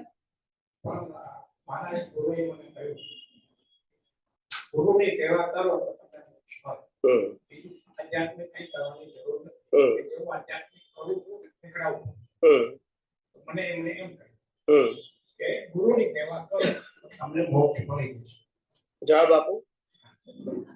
ગુરુ ચેતન છે કે જળ છે? ચેતન. તો પછી બળાય નહીં. પછી જવાબ આપો તમે. હા ના કરો, જવાબ આપો. રામકૃષ્ણ આવીને બાળ્યા. હવે તમે પૂરો જવાબ આપો. તમારે જવાબ આપવાનો છે. તમે જે બોલો છો એનો જવાબ એડ ના કરશો. તમે જેને ગુરુ માનો છો એ ચેતન છે કે જડ પ્રશ્ન કર્યો. તમે કીધું ચેતન છે તો ચેતન ને બળાય નહીં, એને બળાય તો ચેતન ના હોય. સીધો જવાબ આપો, ગોળ ગોળ નહીં, કશું એડ ના કરશો. તમે જે તમને ચેતન લાગે છે તો પછી બળાય નહીં ચેતન ને. પણ તમે એક્સેપ્ટ કરો કે બળવાન નથી કોઈ દિવસ. સંપ્રદાયની મને ખબર નથી. હું સંપ્રદાય બોલું છું. સંપ્રદાય શબ્દ આવ્યો. સંપ્રદાયમાં મને ખબર નથી. એ સંપ્રદાયમાં એમને તમે એમ કહ્યું કે ચેતન છે કે જડ છે. મેં સંપ્રદાયની વાત કરી, નહીં, મેં વ્યક્તિની વાત કરી કે તમે જેને ગુરુ કહો છો એ ચેતન છે. એમાં સંપ્રદાય શબ્દ ક્યાં આવ્યો? મેં તો સિમ્પલ કીધું જળ કે ચેતન માં સંપ્રદાય શબ્દ ક્યાં આવ્યો પ્રભુ? હું એમ કહું કે આ જળ છે કે ચેતન છે, એમાં સંપ્રદાય ક્યાં આવ્યો પ્રભુ? હું તમને સનાતન સત્ય સમજાવવા પ્રયત્ન કરી રહ્યો છું. મારું કામ કોઈને સાચું ખોટું કહેવાનું એ મારો વિષય. મારું કામ સનાતન સત્ય કહેવું, ને સનાતન સત્ય નથી તો રિલેટિવ સત્ય છે, હું એક્સેપ્ટ કરું છું. પણ રિલેટિવ સત્યથી 4 ગતિ છે, સનાતન સત્યથી મોક્ષ છે. બસ આ જ કહું છું. રિલેટિવ સત્ય નકામું છે, ખોટું છે એવું કહેતો એનાથી 4 ગતિ મળશે. એમાં ખોટું ક્યાં છે?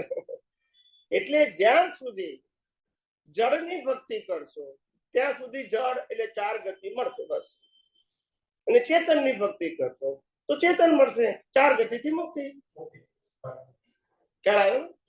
માટે ગુરુ ચેતન ના હોય, જળ હોય. પણ ગુરુ સનાતન સત્યની વાત કરે તો સનાતન સત્ય જે છે એનાથી મુક્તિ છે. પણ ગુરુ એમ કે મારી સેવા કરો, એ તો જળની સેવા છે. આત્માની તો સેવા હોય નહીં. હવે સમજી ગયા? ગુરુ જેનાથી મને જ્ઞાન મળે એનો વિનય વિવેક કરવું એનો વાંધો, એ તો આપણા સંસ્કાર છે. પણ સેવા કરવાથી મોક્ષ એ ભ્રાંતિ છે. પુણ્ય કરવું. શું કીધું? મુક્તિ. હવે સમજી ગયા? આપણો પ્રશ્ન મુક્તિ અને સંસાર છે. સંસાર એટલે પાપ પુણ્ય. કહું શરીરના સંબંધોને બિલકુલ સિમ્પલ સમજાય છે, જિંદગીમાં ક્યારે ભૂલાશે નહીં. બરાબર છે? પહેલો પ્રશ્ન, આ શરીરની ડિઝાઇન આખા વર્લ્ડના માનો કે 8 અબજ વ્યક્તિ છે. કેટલા? હ્યુમન ના નહીં બરાબર, 8 અબજ વ્યક્તિ છે. બરાબર છે? તો 8 અબજની આ શરીરની ડિઝાઇન એક જ સરખી છે કે જુદી જુદી? ડિઝાઇન પૂછું છું. જુદી જુદી છે એટલે ડોક્ટર જુદા જુદા જોઈએ. ડિઝાઇન એક છે કે જુદી જુદી? પણ તમે જુદી બોલ્યા પહેલા. એનીવે કશો આવું થાય. એટલે પહેલું ડિઝાઇન એક જ છે. એક કેમ છે? મારું શરીર તો મારી ચોઈસ હોય ને, છે કે મારે 4 હાથ જોઈએ મને? કારણ કે ડિઝાઇન કુદરતે બનાવી. કોઈ પણ મનુષ્ય દુનિયામાં ગમે ત્યાં જન્મે આ ડિઝાઇન હશે. કારણ કે ડિઝાઇન કોની છે? હ્યુમન નું ફોર્મ આ જ રહેશે. ગમે ત્યાં જન્મે, કાળો ધોળો, ક્યાં ઊંચો નીચો, જાડો પાતળો, પણ ડિઝાઇન તો આ જ હશે. આ જ ફોર્મેટ. એટલે પેલી ડિઝાઇન કુદરતે બનાવી શરીરની. હવે એ શરીર જે બન્યું છે, પેલા ડિઝાઇન એટલે મેપ કહેવાય. મેપ છે ને. હવે ફિઝિકલ બોડી કહું છું. આ ફિઝિકલ બોડી એ પંચમહાભૂતની બની છે. પૃથ્વી, જળ, વાયુ, અગ્નિ, આકાશ. એ પંચમહાભૂત કોના છે? ડિઝાઇન ની કુદરતની, શરીર એ કુદરતની. હવે આ શરીરને 80 થી 100 વર્ષ જીવતું રાખવાનું કર્મના ફળ પ્રમાણે. તો શરીરને શું જોઈએ? હવા, પાણીને ખોરાક. એ પણ કોણ આપે? ડિઝાઇન કુદરતની, શરીરે કુદરતનું. એને જીવતું રાખવા માટે હવા, પાણી, ખોરાક પણ કુદરત આપે. હવે આ બોડી હવા, પાણી, ખોરાક લે છે, એને ડાયજેસ્ટ કરીને બ્લડમાં રૂપાંતરિત કરવું અને બોડીના બધા પાર્ટ્સમાં 24 કલાક સપ્લાય કરવું. એ કોણ કરે? કુદરત કરે. બરાબર છે? ત્યાર પછી છેલ્લે શ્વાસ બંધ કોણ કરે? અને છેલ્લે આ પંચમહાભૂત શેમાં વિલીન થઈ જાય? તો પછી એમાં આપણું શું છે? બોલતા નથી. બોલો. સમજાઈ ગયું પાકું? હવે આગળ આગળ તમે જે નથી પૂછ્યું એ પણ કહી દઉં. હવે જો શરીર કુદરતનું હોય, શરીરને બનાવનાર, ચલાવનાર, અંત લાવનાર કુદરત હોય, તો શરીર સાથે સંકળાયેલા સત્તા, સંપત્તિ, સંબંધ, સાધન કોના હોય? હવે આ અજ્ઞાન સાથે આપણે મોક્ષે જવાય?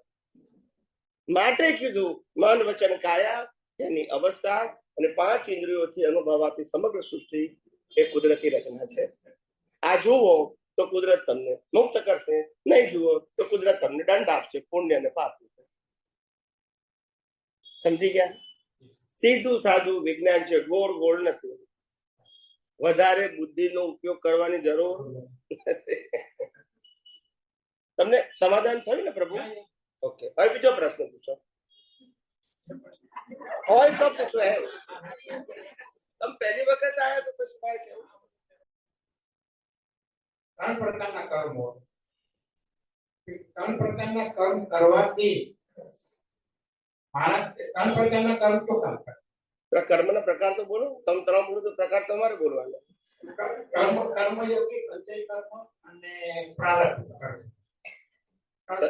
સંચય, પ્રારબ્ધ, પછી ત્રીજું કયું? કર્મયોગ એટલે આપણે જે કર્મ કરીએ, ક્રિયા સંચય, પ્રારબ્ધ અને ક્રિયાવાદ. ચાલો પછી આગળ બોલો. હવે શું પૂછવું છે એમાં? તો આ કોણ મનુષ્ય અવતારમાં આપણને કોણ નક્કી કરે કે કયું સારું કયું ખરાબ? પહેલી વસ્તુ કર્મ અને કર્મફળ, એની વ્યાખ્યા કોઈની પાસે નથી અને છે એ બધી રેન્ડમ છે. રેન્ડમ ખ્યાલ આવે છે? બસ. એમ પણ કે છે કે ભગવાનની મરજી વગર પાંદડું ના હાલે, પણ ભૂલ તો તમે જ કરી. બોલતા નથી. એમાં બેમાંથી સાચું શું? બોલતા નથી સાહેબ. જો પાંદડું ના હાલે તો ભૂલ થાય આપણાથી? ભૂલ તમે કરી અને આમ પાંદડું હાલે. એટલે આવી વાતો છે બધી દુનિયામાં. પોલમ હું તમને સિદ્ધાંત કહું છું.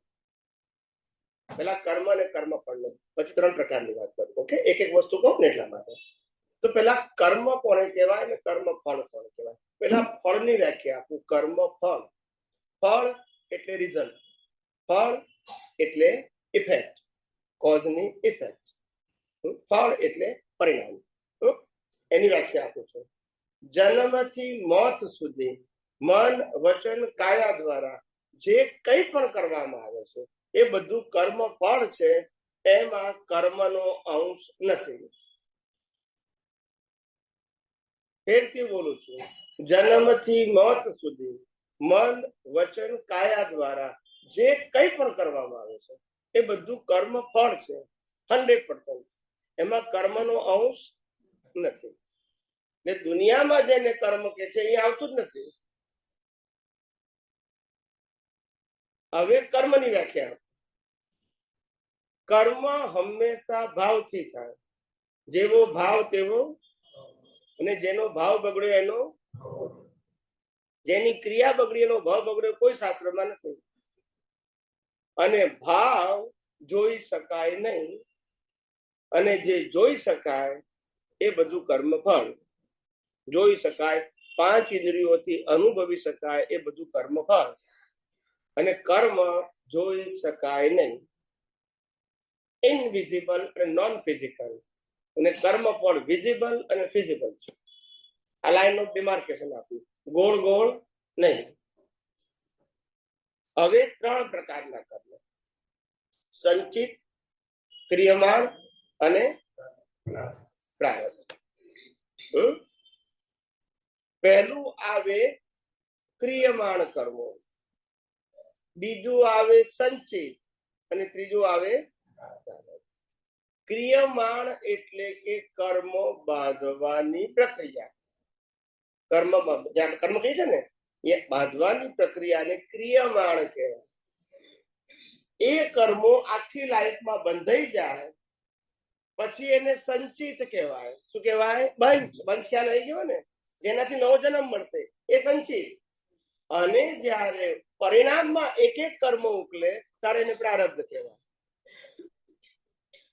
ખ્યાલ આવી ગયો? ક્રિયમાણ, સંચિત અને બરાબર સમજાય છે? હવે મેં જવાબ આપી દીધો, પૂછ્યો તો પૂછો બીજો. મારા જવાબ ટૂંક એન્ડ ટચ હશે, લેક્ચર નહીં હોય. મારો સવાલ પણ એ છે કર્મની વાત આવી તો જે આપણને હું મારી જાતને હું એમ સમજુ છું કે હું કર્મનો ફળની આશા કોઈ રાખતો નથી, તો આશા રાખવાથી શું થાય, ન રાખવાથી? પહેલી વસ્તુ એ કે આશા રાખવી કે ના રાખવી, કર્મ અજ્ઞાનથી બંધાય છે. તમારામાં અજ્ઞાન હશે તો કર્મ બંધાવાના જ છે. આશા ના રાખો એ તો આજના આ અવતારની વાત છે કે મેં કોઈને દાન આપ્યું તો મારી કોઈ અપેક્ષા નથી, પણ દાન આપ્યું કરતા ભાવે તો કર્મ તો બંધાઈ ગયું. મેં આપ્યું તો કર્મ બંધાઈ ગયું. ભલે ને આજે મારી અપેક્ષા ના હોય છે. ખ્યાલ આવ્યો કે નહીં? આપણે જમીને ગમે એટલું આપીએ પણ અપેક્ષા એટલી જ હોય કે છોકરીને હાચવે, બસ. આમ લેવાનું ના હોય તો બોલતા એવું. વાઈફને ગમે એટલું આપીએ, અપેક્ષા ના હોય પણ હાચવે એટલી તો હોય એવું. એટલે અપેક્ષાના પ્રકાર જુદા હોય, આમ ફિઝિકલ ના હોય. સમજાય છે ને? પણ કર્તા ભાવે, ભોગતા ભાવે અને માલિકી ભાવે જે કઈ પણ ક્રિયા કરવામાં આવે છે એનાથી કર્મ. બીજું, ક્રિયા ના કરે અને કરતા ભાવ હશે તોય બંધાશે. બીજો કરતો હશે અને કરતા ભાવે જોશો તોય બંધાશે. ભોગતા ભાવે જોશો તોય બંધાશે અને માલિકી ભાવે જોશો તોય બંધાશે. પોતાના મન વચન કાયાની ક્રિયામાં કરતા ભોગતા માલિકી, અન્ય વ્યક્તિઓની ક્રિયામાં કરતા ભોગતા માલિકી ભાવથી કર્મ. એમાં સાધન હોવા જરૂરી હોય કે ના? ભાવથી કર્મ બંધાય છે ને ભાવ ત્રણ પ્રકારના: કરતા ભાવ, ભોગતા ભાવ ને માલિકી ભાવ. આ ત્રણ નું એક નામ દેહાધ્યાસ. સમજી ગયા? પેલા શ્રીમદ રાજચંદ્રે સિમ્પલ કીધું કે છૂટે દેહાધ્યાસ તો નહીં કરતા દેહાધ્યાસ છૂટે કેમ નો? એમને તો અનુભવી હતા એટલે ગ્રોસ બોલ્યા, પણ આપણે વિગતવાર સમજો. કોઈ પણ અવસ્થામાં કરતા પણ એ જ દેહાધ્યાસ, ભોગતા પણ એ જ દેહાધ્યાસ અને માલિકી પણ એ પણ. એટલે આવું સમજવું પડે. એ તો જ્ઞાની હતા એટલે સંક્ષિપ્ત બોલ્યા. સમજાય? એક એનું પતા. હા બોલો. પતી ગયું? ઓકે. જય સચિદાનંદ. જય સચિદાનંદ. બોલો બોલો. સ્વામીજી, આ બ્રહ્માંડ આખું પરમાણુથી ભરેલું છે ને, તો પરમાણુ અને તત્વ એમાં શું ફરક છે? પરમાણુ અને તત્વમાં શું ફેર છે કહું. પરમાણુ એ તત્વ જ છે પણ એક તત્વ છે, જળ તત્વ. એવા બીજા 5 તત્વો છે. એ 5માં 4 તત્વો વત્તા પરમાણુ એ જળ છે અને એક તત્વ ચેતન છે. હવે પરમાણુ જે છે એના કારણે કર્મ ચાર્જ થાય છે.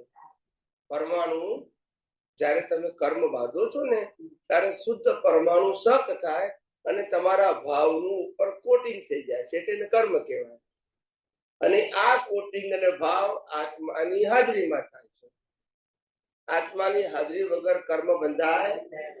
હવે જ્યારે ઉકલે છે ત્યારે ઉકલતી વખતે જળ, ગતિ, સ્થિતિ, ટાઈમ અને સ્પેસ થી આ કર્મ ઉકલે છે. તે વખતે આ બાકીના 4 કર્મો સહાયક થાય છે જળ કર્મની અવસ્થાને.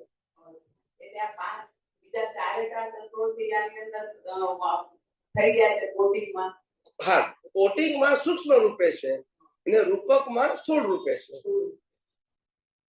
ભાવમાં સૂક્ષ્મ રૂપે છે અને દ્રવ્યમાં સ્થૂળ રૂપે છે. હા, બધા અંદર ચાર્જ થાય ત્યારે બધા અંદર ટાઈમ પ્રમાણે થાય ચાર્જ થઈ હા, જાય. યસ. તો જ તમને એની લેન્થ અને સ્ટ્રેન્થ મળે ને. અને અને ભાવ રૂપે છે. અને જેટલી તીવ્રતા હશે એવી રીતનું યસ યસ યસ. જેટલા જેવા ભાવે ને ભારે બાંધ્યું છે એવા ભાવ ને ભારથી ઉકલશે. સમજાય છે? એટલે પરમાણુ એટલે એક ભાગ ને બીજા બધા તત્વો એટલે સહાયક. હા, પર નહીં, પરમાણુને આધારે કર્મ ચાર્જ થાય છે અને ઉકલે ત્યારે આ 4 તત્વો એને સહાયક થાય છે. ગતિ સહાયક, સ્થિતિ સ્થિતિ સહાયક. સહાયક, ટાઈમ અને સ્પેસ. ખ્યાલ આવે? અત્યારે આપણે આ બધા બેઠા છો, બરાબર છે? તો ચેતન તત્વ છે કે નહીં? છે. હવે જળ તત્વ છે કે નહીં? એ ચેતન વગર તો ચાર્જ જ ન થાય. હા. એટલે અત્યારે 6 તત્વો છે કે નહીં એ ગણાવું છું. હા, હા, ચેતન તત્વ છે, જળ તત્વ છે, ગતિ સહાયક છે કે નહીં? હા, છે. આપણે હાથ પગ હલાવીએ કે બ્લડ સર્ક્યુલેશન, બ્રીધિંગ, એ બધું ગતિ સહાયક છે, બરાબર છે? પછી આપણા શરીર સ્થિર થયું છે એ સ્થિતિ સહાયક છે. પછી સમય, આ અવસ્થા પણ કેવી છે? સમયવર્તી, બિગિનિંગ અને એન્ડ. અને આ અવસ્થા શેમાં બને છે?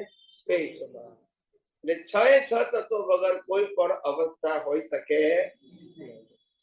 એટલે આ બ્રહ્માંડમાં જે આ પરમાણુથી ભરેલું છે એની અંદર છે તત્વો છે. પરમાણુ જળ તત્વ ના હોય તો કર્મ ચાર્જ જ ના થાય. પરમાણુ ચાર્જ જ થાય. એટલે મેં તમને જળ તત્વનું પરમાણુનું મહત્વ સમજાવ્યું. બાકીના તત્વો ચાર્જિંગ માટે નથી, ડિસ્ચાર્જમાં સહાયક છે. બીજા ડિસ્ચાર્જમાં થાય. હા. ઈ એક્ઝેક્ટ મને ફોન નતો પડતો. બસ બસ બસ. એ ના હોય તો ડિસ્ચાર્જ કેવી રીતે થાય? ડિસ્ચાર્જ ન થાય. Yes. તત્વ ખરા, પણ તત્વ તમને અવસ્થામાં સહાયક થાય, જે તે કર્મના ફળની અવસ્થામાં સહાયક થાય. સહાયક થાય. ઇલેક્ટ્રોન, ન્યુટ્રોન, પ્રોટોન એ બધા એ પરમાણુમાં આવી જાય. બધું પરમાણુ, બધું એ પરમાણુ. બધા પરમાણુના સ્ટેજ છે. શું છે? સ્ટેજ. જેમ એક માણસ કહીએ, પછી બાળક હોય, યુવા થાય, આધેડ થાય, એવી રીતે બધા સ્ટેજ છે. એમ પરમાણુના પણ ન્યુટ્રોન, પ્રોટોન બધા સ્ટેજ છે. હું એ પરમાણુના ફેસીસ છે બધા. શું છે? અને ડિસ્ચાર્જ વખતે સહાયક થાય. ચાર્જિંગ વખતે ન હોય ને. ચાર્જિંગ વખતે ભાવથી હોય, ડિસ્ચાર્જ વખતે કુદરત એને આ બધા તત્વો બધા- હા, હવે ડિસ્ચાર્જ વખતે એટલે exact આપણે ખબર. ચાર્જ વખતે દેખાય નહીં, ખબર ના પડે. ખબર ના પડે. એના લેન્થ અને સ્ટ્રેન્થ પ્રમાણે અંદર પાવર ઉત્પન્ન થઈ જાય. એ પાવરને પરિણામમાં લાવવા માટે આત્માના પાવરથી આના અંદર પાવર ઉત્પન્ન થાય. આત્માના પાવરથી કર્મ ચાર્જ થાય, પણ ભાવના પાવરથી આ કર્મની લેન્થ અને સ્ટ્રેન્થ બને. આત્માનો પાવર તો ન્યુટ્રલ છે. ઈ ન્યુટ્રલ છે પણ એના પ્રકાશ તો ચાર્જ ન થાય. હા, પણ એટલે ન્યુટ્રલ કહેવાય. જેમ ઇલેક્ટ્રિસિટી ન્યુટ્રલ છે. હવે તમે હીટર ચલાવો કે એસી ચલાવો, 2 પ્રકારને પાવર નથી, બોલતા નથી. હા, એટલે એ 2 પ્રકારના છે. હીટર માટે જુદો, કુલિંગ માટે જુદો. એક જ છે. એટલે પાવર, આત્માનો પાવર ન્યુટ્રલ હા. અને કર્મનો પાવર વેરાયટીઝ માં. હા, ઈ એટલે રિઝલ્ટ પણ કેવા આવે? વેરાયટીઝ. જેટલી તીવ્રતા હશે એવા ચાર્જ થાય. Yes yes. જય સચિદાનંદ. જય જય શ્રી સચિદાનંદ સ્વામીજી. એમને હા બોલીએ, પછી એમને માઇક આપજો. સ્વામીજી બેઝિક પ્રશ્ન પૂછું છું. બોલો બોલો. આપણે આર્ટ ઓફ વિઝન જે આપ વાત કરો છો એ શું છે? એ જરા મારે સમજવું હતું. કારણ કે આપણે જે કહીએ છીએ વિઝન એટલે આપણે કોઈ પણ સંજોગોને જોવું અને પછી જોઈને એને શું એને એનાલિસિસ સમજવું. Is that art of vision કે શું છે? જરા કમ. આર્ટ ઓફ કેવી રીતે સમજાય છે? આર્ટ ઓફ વિઝન શું છે? આર્ટ ઓફ વિઝન એટલે લાઈફ અને યુનિવર્સને જોવાની દ્રષ્ટિ. અને દ્રષ્ટિમાં એવી દ્રષ્ટિ કે જે દ્રષ્ટિને કારણે ચેતન અને જળ છૂટા પડી જાય. એ આર્ટ ઓફ. જે જળ છે એ કુદરતી કાનૂન અને કુદરતી રચના ઉપર આધારિત છે, અને ચેતન છે અવિનાશી છે, અનંત શક્તિ વાળો છે, કાયમનો પરમેનન્ટ છે. બસ આર્ટ ઓફ. જળને ચેતન સ્વભાવે જુદા છે. એ સ્વભાવને બંને સ્વભાવથી જોવા તો કે જળ છે એમાં કુદરતી કાનૂન, કુદરતી રચના ઇનબિલ્ટ છે. અવસ્થા ગમે તે હોય પણ આ પ્રોસેસ આ જ હોય. ખ્યાલ આવે? અને ચેતનમાં એનો સ્વભાવ ફિક્સ છે. જળની બધી અવસ્થામાં કુદરતી રચના, કુદરતી કાનૂન હોય જ. ત્યારે એ સ્વભાવ થઈ ગયો. અવસ્થાને સ્વભાવ ના કહેવાય. એ અવસ્થામાં સહાયક છે. શું છે? સાહેબ, કુદરત એટલે 6 સનાતન તત્વો. એ તત્વો કુદરતી કાનૂનથી કામ કરે. એ કાનૂનથી બનેલી અવસ્થા કુદરતી. ખ્યાલ આવી ગયો? ધ હોલ વર્લ્ડ અને 14 રાજનો એ કુદરત, કુદરતી કાનૂન અને કુદરતી રચનાથી ચાલે છે. એમાં કોઈ પણ અવસ્થા એનાથી બિયોન્ડ નથી. હવે એને કુદરતી રચના કેમ જોવી? તો કે સનાતન સત્ય છે. અને કુદરતી રચના નહીં જોવો તો રિલેટિવ સત્યથી જોશો તો કર્મ બંધાશે. કારણ કે રિલેટિવ સત્યને આધ્યાત્મ વિજ્ઞાનમાં અજ્ઞાન કીધું. રિલેટિવ ઉદય હોય પણ રિલેટિવ સત્યથી આપણે જોવાનું નહીં. અને જોવાઈ જાય તો એને કરેક્શન કરી નાખવું. કરેક્ટ. હવે સ્વામીજી, શુદ્ધાત્માનો આપણે આમ એક્સપિરિયન્સ તો નથી થતો, તો આપણે બિલીફમાં રાખવાનું છે. બિલીફ પર જોઈએ ને સાહેબ. દુનિયાની કોઈ પણ વ્યક્તિ એમ કે મને શુદ્ધાત્માનો અનુભવ થઈ ગયો એવું કોઈ પણ કહેતું એક્સ વાય ઝેડ, એમાં નામની જરૂર નથી, તો એ રોંગ છે. સમજી ગયા? આ કાળમાં આ ક્ષેત્રમાં કે આત્માનો અનુભવ માત્ર ઓનલી લાસ્ટ બર્થમાં માતાના ગર્ભમાંથી થાય. લાસ્ટ બર્થમાં જેને પણ થાય, એવું નહીં કે આમને કે આમને. હું યુનિવર્સલ ટ્રુથ વાત કરું છું. ઇન્ડિવિડ્યુઅલ અને બાકી બધા જે બોલે છે એ વ્યૂ પોઈન્ટ છે, રિલેટિવ સત્ય. એમાં દરેકને બોલવાનો અધિકાર છે, યુનિવર્સલ નથી. તમે સમજી ગયા? એટલે આ આધ્યાત્મ વિજ્ઞાન તમારો નિશ્ચય મજબૂત કરે છે અને કઈ રીતે? પેરેલલ અજ્ઞાનનો નાશ કરે. જેટલું અજ્ઞાન નાશ એટલી રિલેટિવ સત્ય, એટલું આત્માનો નિશ્ચય. અને જેટલું રિલેટિવ સત્ય તમારે મજબૂત એટલો આત્માનો અનુભવ. સમજી ગયા? કારણ કે આધ્યાત્મ વિજ્ઞાને રિલેટિવ સત્યને અજ્ઞાન કર્યું. હવે જેટલો તમે નાશ કરો એટલું તમે આત્માનો નિશ્ચય શું થાય? મજબૂત થાય. રિલેટિવ સત્ય સાથે આત્માનો નિશ્ચય મજબૂત ના થાય, આત્માનું નોલેજ મળે. હવે સમજી ગયા? એટલે આપણે આત્માનો નિશ્ચય વધારવાનો છે. અજ્ઞાન જેટલું નાશ કરશો નિશ્ચય વધશે. પેરેલલ છે. અહીંયા અજ્ઞાન નાશ થાય તો આ નિશ્ચય વધશે, અજ્ઞાન નાશ થાય તો નિશ્ચય વધશે. અને અજ્ઞાન જીરો થઈ ગયું પછી કેવળ દર્શન. તો પછી જરૂર અજ્ઞાનને નાશ કરવો ત્યાં સુધી પુરુષાર્થ છે. અજ્ઞાન જીરો થઈ ગયું પછી પુરુષાર્થ નથી, ઓટોમોડ છે. લાસ્ટ બર્થમાં કેવળ જ્ઞાન એની મેતે થાય છે ડ્યુ ડેટ પ્રમાણે. શું કીધું? બસ. જેને જેને કેવળ જ્ઞાન થવાનું છે, જેને પણ જન્મ પહેલા નક્કી થઈ ગયો, કારણ કે પરિણામ છે. પણ કેવળ દર્શન ના થાય કોઈને ફિક્સ. કોઈ એમ ના કે આ ભાઈને આ અવતારમાં કેવળ દર્શન થશે, ના કહી શકે, કારણ કે પુરુષાર્થ છે. શું છે? પુરુષાર્થ નું નક્કી તમારા ઉપર ડિપેન્ડ છે. પણ કેવળ જ્ઞાન નક્કી છે, કારણ કે બીજનું કેવળ દર્શન થાય એટલે કેવળ જ્ઞાનનું બીજ પડી જ જાય. અને બીજનું ફળ એમાં ચોઈસ નથી. શું નથી? માટે જેને કેવળ જ્ઞાન થવાનું છે નક્કી હોય, કેવડી કહી શકે કે આ ભાઈ જન્મ્યા છે ને આ તારીખે આ સમયે આ સ્થળે કેવળ જ્ઞાન, કેવડી નહીં દેખાય. કેમ? કારણ કે નક્કી છે. કેવળ દર્શન માટે ના કહી શકે. સમ્યક જ્ઞાન, સમ્યક દર્શન પ્રાપ્ત થયા પછી પણ અનેક અવતારો થઈ શકે. કોણ? કેવળ દર્શનની વ્યાખ્યા કોઈ વ્યક્તિનું ના કહી શકે. કેવળ દર્શનની વ્યાખ્યા નથી, વ્યાખ્યા ના બોલ્યો. કેવળ જ્ઞાનની તારીખ કહી શકીએ કે જે પુરુષાર્થનો માર્ગ, કારણ કે વ્યક્તિગત છે ને. પુરુષાર્થ શબ્દમાં વન્સ અગેન હું 1 મિનિટ 1 સેકન્ડ પછી જે કર્મ બાંધવાનો છું એને તીર્થંકર પણ ના કહી શકે. પણ મેં બાંધેલું કર્મ 1 લાખ વર્ષ પછી ડ્યુ થવાનું છે કહી શકે. બીજનું ફળ કહી શકે. મેં બીજ નાખ્યું નથી એને કહી શકે. તો પછી પુરુષાર્થ જ ના કહેવાય ને. જો પુરુષાર્થ નક્કી હોય તો પછી પુરુષાર્થ કહેવાય કઈ રીતે? સમજાયું કે નહીં? નથી સમજાતું. ફાઇનલ પ્રોડક્ટ મશીનની ફાઇનલ પ્રોડક્ટ કેવલ જ્ઞાન ઈ કહી શકે તેમ છતાં કારણ કે બીજનું ફળ છે, એમાં પ્રોસેસ નથી. બીજ એટલે પ્રોસેસ થી પાસ થયો નહીં કે તમે કોઈ એક મિનિટ, તમે કોઈ પણ કર્મ બાંધો એનું ફળ કેવડી કહી શકે? યસ કે નો? એવી તો એ સમજાય બધું કહી શકે.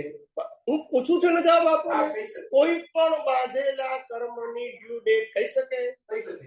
એમ કેવા જ્ઞાનનું કહી શકે? એ બીજનું ફળ. બીજનું ફળ કહી શકે તો મેં કીધું બધા જ કર્મના બીજનું ફળ.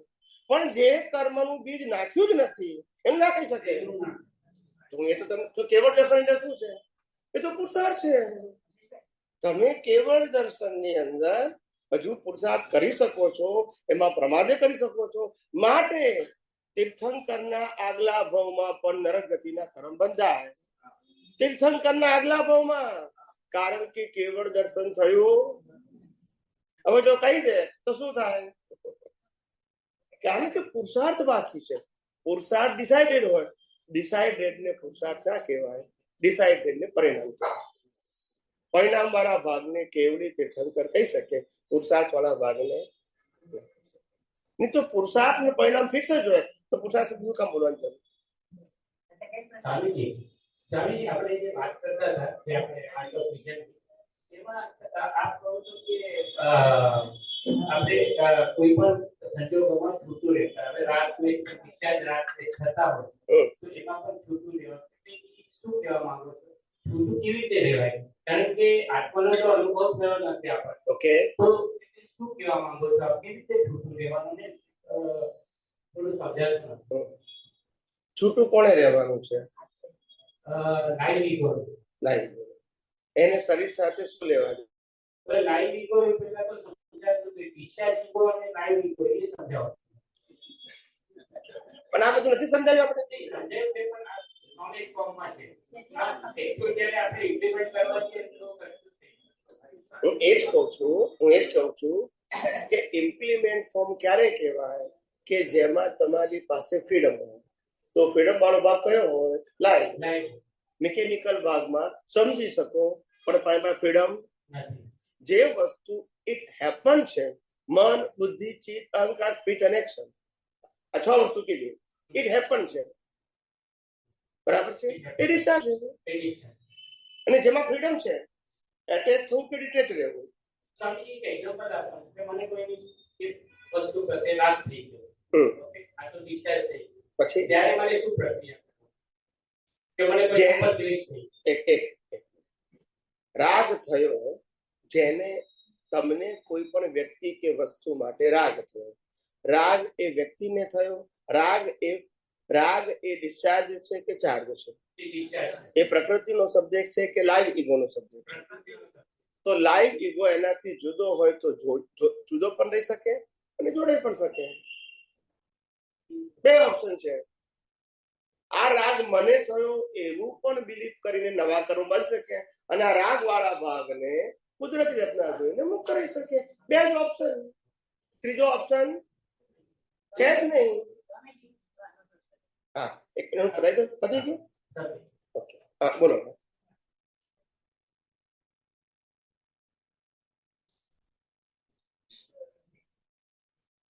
પછી આજે 5-10 મિનિટ વધારે કરશો, ચિંતા ના કરશો. પ્રશ્ન હશે બધાના જવાબ આપીશું. પ્લીઝ.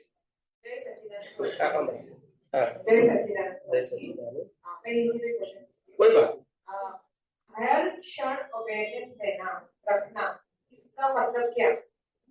हर समय, हर क्षण या हर समय अवेयरनेस रखने का मतलब होता है you know the value of relative and real truth. अगर आपके पास वैल्यू है तो रहेगी, नहीं वैल्यू है तो. एग्जाम्पल, हम 365 डेज डस्टबिन में से कचरा फेंकते हैं. अवेयरनेस रखते हैं कि क्या क्या है अंदर? क्यों नहीं रखते? क्योंकि वैल्यू, अगर वैल्यू होती तो वैसे ऐसे यहाँ रिलेटिव सत्य सनातन से 2 चीजें.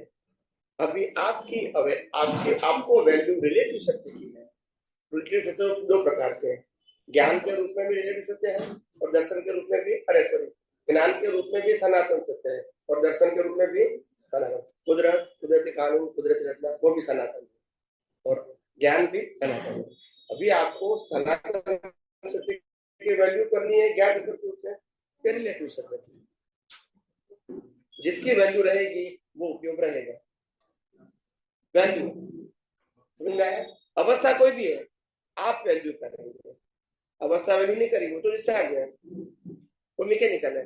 मैकेनिकल कुछ नहीं कर सकता है, लाइव बात कर सकता है। और लाइव कौन है? ईगो। वो जुड़ भी सकता है, सेपरेट भी रह सकता है। और आत्मा और प्रकृति कभी जुड़ सकते ही नहीं। जुड़ सकता है वो भाग कौन सा है? लाइव। वो जुड़ भी सकता है और अलग भी, डिपेंड ऑन हिज ज्ञान एंड। आपको मतलब कैसे रहता है, हर क्षण कैसे रहता है आपको, मतलब कुछ भी होता है तो मेरे को एक समझ में नहीं आता है कि ये लाइफ में हाईएस्ट पॉइंट कहाँ तक जा सकते हैं इस दौर में, तो कैसे होता है वो कि मतलब हर क्षण अलग सा दिखता है, मैं अलग हूँ, ये अलग है, ये इसको अवेयरनेस बोलते हैं। आपको कैसे रहता है? नहीं बताओ, आपको प्रश्न करने का अधिकार है तो मैं उत्तर जरूर दूंगा, इसमें क्या है। You are right to ask your question. देखो सिंपल बात है, it is a maturity from previous so many birth and I pass so many exam of law of nature. So for today it is very easy to separate the value of relative truth and universal truth. That is my matured vision carry on from previous birth. और जहां मेरी कमी है वहां आज भी मेरे को अलर्ट होने की जरूरत, बिकॉज मेरे को केवल दर्शन है, केवल दर्शन। तो जहां मैं पास नहीं हूं वहां भी मेरे को आप लोगों की तरह ही जागृति की जरूरत। मगर जहां पास हो गया वो बहुत नेचुरल है। सेकंड एग्जांपल, जो व्यक्ति को केवल दर्शन हो गया है नेक्स्ट बर्थ में पूरी लाइफ माता के गर्भ से निर्वाण तक सहज रहेगा 100%। क्योंकि एग्जाम में क्या हो गया, दूसरा बार पास होने का, लाइफ युद्ध करेंगे, कुछ भी करेंगे, तो पास हो गया, दोबारा पास होने की जरूरत। तो केवल दर्शन हो गया मतलब कुदरती एग्जाम में अभी जो लास्ट बर्थ रहेगा वो मैकेनिकल रहेगा, कोई अवेयरनेस की जरूरत, क्योंकि अज्ञान live ego. Now you understand, it is very simple science. अगर मैं 90% पास होकर आया हूँ मैच्योरिटी लेकर, तो 90% तो रहेगा ही, क्योंकि मैं पास हो चुका हूँ। मगर 10% जो मैं नहीं रहता था वो कब आ गए, वो उदय में आएगा, तो मेरे को जागृति की जरूरत है। और वहां फिर होगा तो फिर नया कर्म बनेगा आपकी तरह है। इसमें साइंस में कोई इफ एंड बट नहीं है, एवरीथिंग इज इक्वल। मैंने पहले भी कहा तीर्थंकर भी अगले बर्थ में नर्क गति के कर्म बांध सकते हैं, तो इसमें कोई चॉइस ही नहीं है। गलती किया तो गलती है ही, it's a law of nature. इसमें कहीं आप तीर्थंकर तो आपको माफ किया जाएगा, ऐसा law of nature is equal for all. जो भी गलती करेगा उसी प्रकार का पनिशमेंट कुदरत देगी। It's a law, it's a mechanical process. इसमें व्यक्ति विशेष subject, it is not subject your status. Cause and effect is science, is a law of nature. ये जो भी प्रकार की गलती होगी कर्म का फल मिलेगा, आपका स्टेटस कोई भी क्यों ना हो। तीर्थंकर बनने के बाद भी भुगतान करना पड़ेगा। It's a law of nature, उसमें कोई चॉइस। चलो मैं तीर्थंकर बन गया, अब मेरे कान में खिला क्यों ठोकेंगे, माफ कर दो मेरे को, मैं तीर्थंकर बन गया, ऐसा कानून है। भले आप केवल ज्ञानी हो गए, आप सेपरेट रह सकते हैं, मगर कर्मों की भुगतान तो। इसीलिए कहा घाती कर्मों से केवल ज्ञान होता है, घाती कर्मों के डिस्चार्ज से, और अघाती कर्मों से निर्वाण होता है। मगर अघाती कर्म सफरिंग तो करना ही लास्ट वास्तव, समझ में आया। मगर पुरुषार्थ, now you understand, that is simple science. जो भी लोग, इसलिए तो मैंने कहा स्पिरिचुअल साइंस में डेवलपमेंट शब्द आता है, ये भौतिक डेवलपमेंट को आध्यात्म में डेवलपमेंट मानते हैं, क्योंकि वो तो डिस्चार्ज है। आध्यात्मिक डेवलपमेंट को डिस्चार्ज नहीं कहेंगे। क्या अज्ञान को मिटाना, वो आपकी मैच्योरिटी है, वो कभी नाश।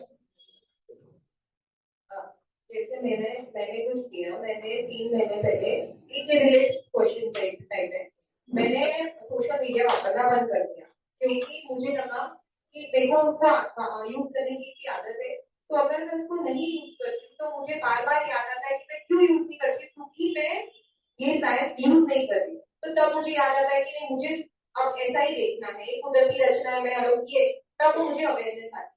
अब मैंने ये बंद किया, ये 3 महीना हो गया, 3-4, तो मुझे उसको करने से 20% 30% मेरी जागृति बढ़ गई। बट ये तो ये है रिलेटिव है, तो रिलेटिव से मेरे अंदर का सपोज इम्प्रूवमेंट हुआ, तो ये कैसे लिंक्ड है? रिलेटिव मैंने बाहर से कोई चीज छोड़ी, पर मुझे बार बार याद आता है कि मुझे वो करना है, मैं क्यों नहीं कर रही हूँ? क्योंकि मेरी जागृति नहीं है। मैंने इसके लिए छोड़ा कि जब तक मेरी जागृति मतलब और लेवल तक नहीं जाती तब तक मैं नहीं यूज करूंगी। तो मुझे बार बार याद आता है मुझे वो देखना है, फेसबुक देखना है, जो भी देखना है, तो मैं नहीं देखती हूँ क्योंकि मुझे मेरी जागृति बढ़ाए। और मुझे याद आता है मैं क्यों नहीं देखती हूँ, क्योंकि मेरी जागृति कम है, तो मेरी जागृति में मतलब थोड़ी बढ़ सकती है। तो ऐसे करते करते थोड़ी ऊपर आई है, पर ये कैसे लिंक हो गया? क्योंकि ये तो ये है डिस्चार्ज है और ये तो लाइव है। This is wrong understanding. अध्यात्म विज्ञान कभी प्रकृति को बदलना, सुधारना, चेंज करना, इन्वॉल्व होना, डीप में जाना, इंटरेस्ट लेना, वो नहीं कहता है। ओनली कुदरती रचना देखना कहता है। ओनली समझ में आ गया? प्रकृति जन्म से मौत तक मन वचन काया की अवस्था को सब्जेक्ट बनाना ही रिलेटिव सत्य है। सिर्फ कुदरती रचना देखना, इतना ही हमारा सब्जेक्ट है। By any language, by any level, by any kind of karma, we have to see only Kudrati, not to involve, not to interest, and not to correct. Now you understand? Because it is created, operated, and destroyed by the law of. समझ में आया? ये धर्म में आएगा। आप जो बात करते हैं वो धर्म में आती है, साइंस में नहीं आती। नहीं तो फिर वो युद्ध करता है भाई, राम ज्ञानी है, मोक्ष में जाने वाले हैं, तो इतने सारे लोगों को मारता क्यों है? उसको ज्ञान नहीं है कि हिंसा नहीं करनी चाहिए। मगर वो तो कुदरती रचना है, वो तो सेपरेट हो गए हैं, वो तो आत्मा में रहते हैं। और प्रकृति का क्रिएटर, ऑपरेटर, डिस्ट्रॉयर कौन है? कुदरत है। उनको देखने की जरूरत नहीं है, क्योंकि अज्ञान पिछले अवतार में खत्म हो गया। तो वो तो केवल ज्ञानी और मोक्ष में जाने वाला ही है, कुछ भी करे तो भी। इसमें करेक्शन की बात कहाँ है? तो correction शब्द is not subject of spiritual. Any kind of correction of your mind, speech and action is not subject of spiritual science. It is a subject of relative truth. वो यहाँ subject और relative truth को ही अध्यात्म विज्ञान में अज्ञानता। Now you understand? So that it is not our subject. एक last question. Yes. जैसे कि नैसर्गिक भाव में भगवान को बता दिया था कि इनका केवल ज्ञान होने वाला, मतलब उस समय भगवान को केवल दर्शन हो चुका था, तो ही उनका केवल ज्ञान डिसाइड हुआ। तो केवल दर्शन होने के बाद उन्होंने ऐसे कर्म करे और ऐसे कर्म बांधे कि फिर वो नरक में गए। Not correct. केवल दर्शन के बाद कर्म होते ही नहीं है। तो कैसे उनका पता चला ये बीच का ऐसा रिजल्ट है जब तक केवल दर्शन नहीं हुआ? या तो ये स्टोरी करेक्ट नहीं है, या तो स्टोरी का प्रेजेंटेशन करेक्ट नहीं है। अभी मैं तो उसको कैसे बताऊंगा? लास्ट बर्थ जो होता है वो अगले मनुष्य भव में ही डिसाइड होता है, प्रीवियस मनुष्य भव में। इसके बीच में और भव हो सकते हैं, एक्सेप्ट मनुष्य, देवगति, नरगति, कुछ भी हो सकता है, आप समझे? पर लास्ट मनुष्य भव में ही लास्ट मनुष्य भव डिसाइड होता है। बिफोर लास्ट वो लास्ट होता है। महावीर की पूरी लाइफ लास्ट भव में बनी थी, पहले नहीं बनी थी। तीर्थंकर गोत्र अलग चीज होती है और लाइफ अलग चीज होती है। तो गोत्र is not to be called a life. Now you understand? तो वो एक अलग चीज है। मगर प्रेजेंटेशन में धर्म में ऐसी बातें लोग प्रेजेंट करते हैं, इज ओके, क्योंकि उनके पास साइंटिफिक विजन, तो ऐसी बात करेंगे ना। उन्हें कहेंगे भगवान ने 6 महीने का उपवास किया, नहीं बोलते? साधु बोलते हैं कि उपवास क्यों कहते हैं? जो लोग खाना खाने के लिए या तो वॉरने के लिए जाएंगे ही नहीं, उसको उपवास कहेंगे। महावीर तो जाते थे, उपवास कैसे कहेंगे? उनको योग्य आहार नहीं मिला है, मगर उपवास वाले व्यक्ति जाएंगे वॉरने के लिए, मगर धर्म में तो कहेंगे, क्योंकि उनको क्या है, उपवास की वैल्यू बढ़ानी है भगवान के नाम पे। पुरुषोत्तम भगवान ने भी वर्षोत्तम किया था। ये वर्षोत्तम क्यों किया था? योग्य आहार, लोग गोल्ड डायमंड सिल्वर देते थे, वो क्या करेंगे? वो मॉर्निंग उस समय लोगों को ज्ञान नहीं था उनके क्या देना चाहिए, तो जो था वो देते थे। भगवान को आहार चाहिए, मगर लोगों को मालूम, तो जो देते थे भगवान वापिस आ जाते थे, उनको गोल्ड डायमंड सिल्वर नहीं चाहिए। तो वो उपवास नहीं था, योग्य आहार नहीं था। मगर धर्म में तो यही कहेंगे कि उन्होंने वर्षोत्तम किया तो तुम भी करो। तो वो धार्मिक सत्य है, वो सनातन सत्य नहीं है। By relative view point it is correct, bye universal truth it is not correct. जय सच्चिदानंद, जय सच्चिदानंद, जय सच्चिदानंद। बोलो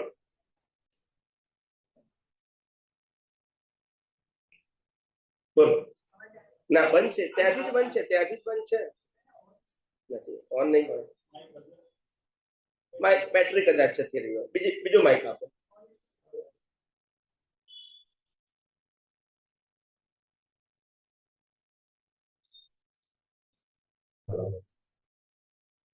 બોલો જય સચ્ચિદાનંદ। જય સચ્ચિદાનંદ। મારે વ્યષ્ટિ અને સમષ્ટિ વિશે થોડું જાણવું છે, તેના વિશે સમજાવો। કયા શબ્દો બોલ્યા? વ્યષ્ટિ, સમષ્ટિ। સમષ્ટિ, વ્યષ્ટિ એટલે એક વ્યક્તિ, સમષ્ટિ એટલે બ્રહ્માંડ। ખ્યાલ આવે? એટલે સમષ્ટિ કહેવાય બ્રહ્માંડ ને, 14 રાજલોકને સમષ્ટિ કહેવાય, અને એક વ્યક્તિને વ્યષ્ટિ। વ્યષ્ટિ અને સમષ્ટિ, વ્યષ્ટિ સમષ્ટિ બંને કોરિલેટેડ છે। આ એક કુદરતી રચના છે, આ પણ એક વ્યક્તિ તરીકે એને વ્યષ્ટિ કહેવાય, અને યુનિવર્સને પણ પ્રિન્સિપલ 6 તત્વો એક સરખા વ્યષ્ટિ અને સમષ્ટિમાં, કાનૂન બી એક સરખા, અને અવસ્થા પણ કુદરતી રચના જ કહેવાય। એક સરખી ના હોય, કુદરતી રચના કહેવાય। આ સૂર્ય ચંદ્ર તારા ગ્રહોને પણ કુદરતી રચના કહેવાય, અને મન વચન કાયની અવસ્થાને પણ સૂર્ય ચંદ્ર તારા ગ્રહો નક્ષત્ર જે છે એ પણ 6 તત્વોના આધારે છે, આ પણ 6 તત્વોના આધારે છે, એ પણ કુદરતી કાનૂનના આધારે છે, આ પણ।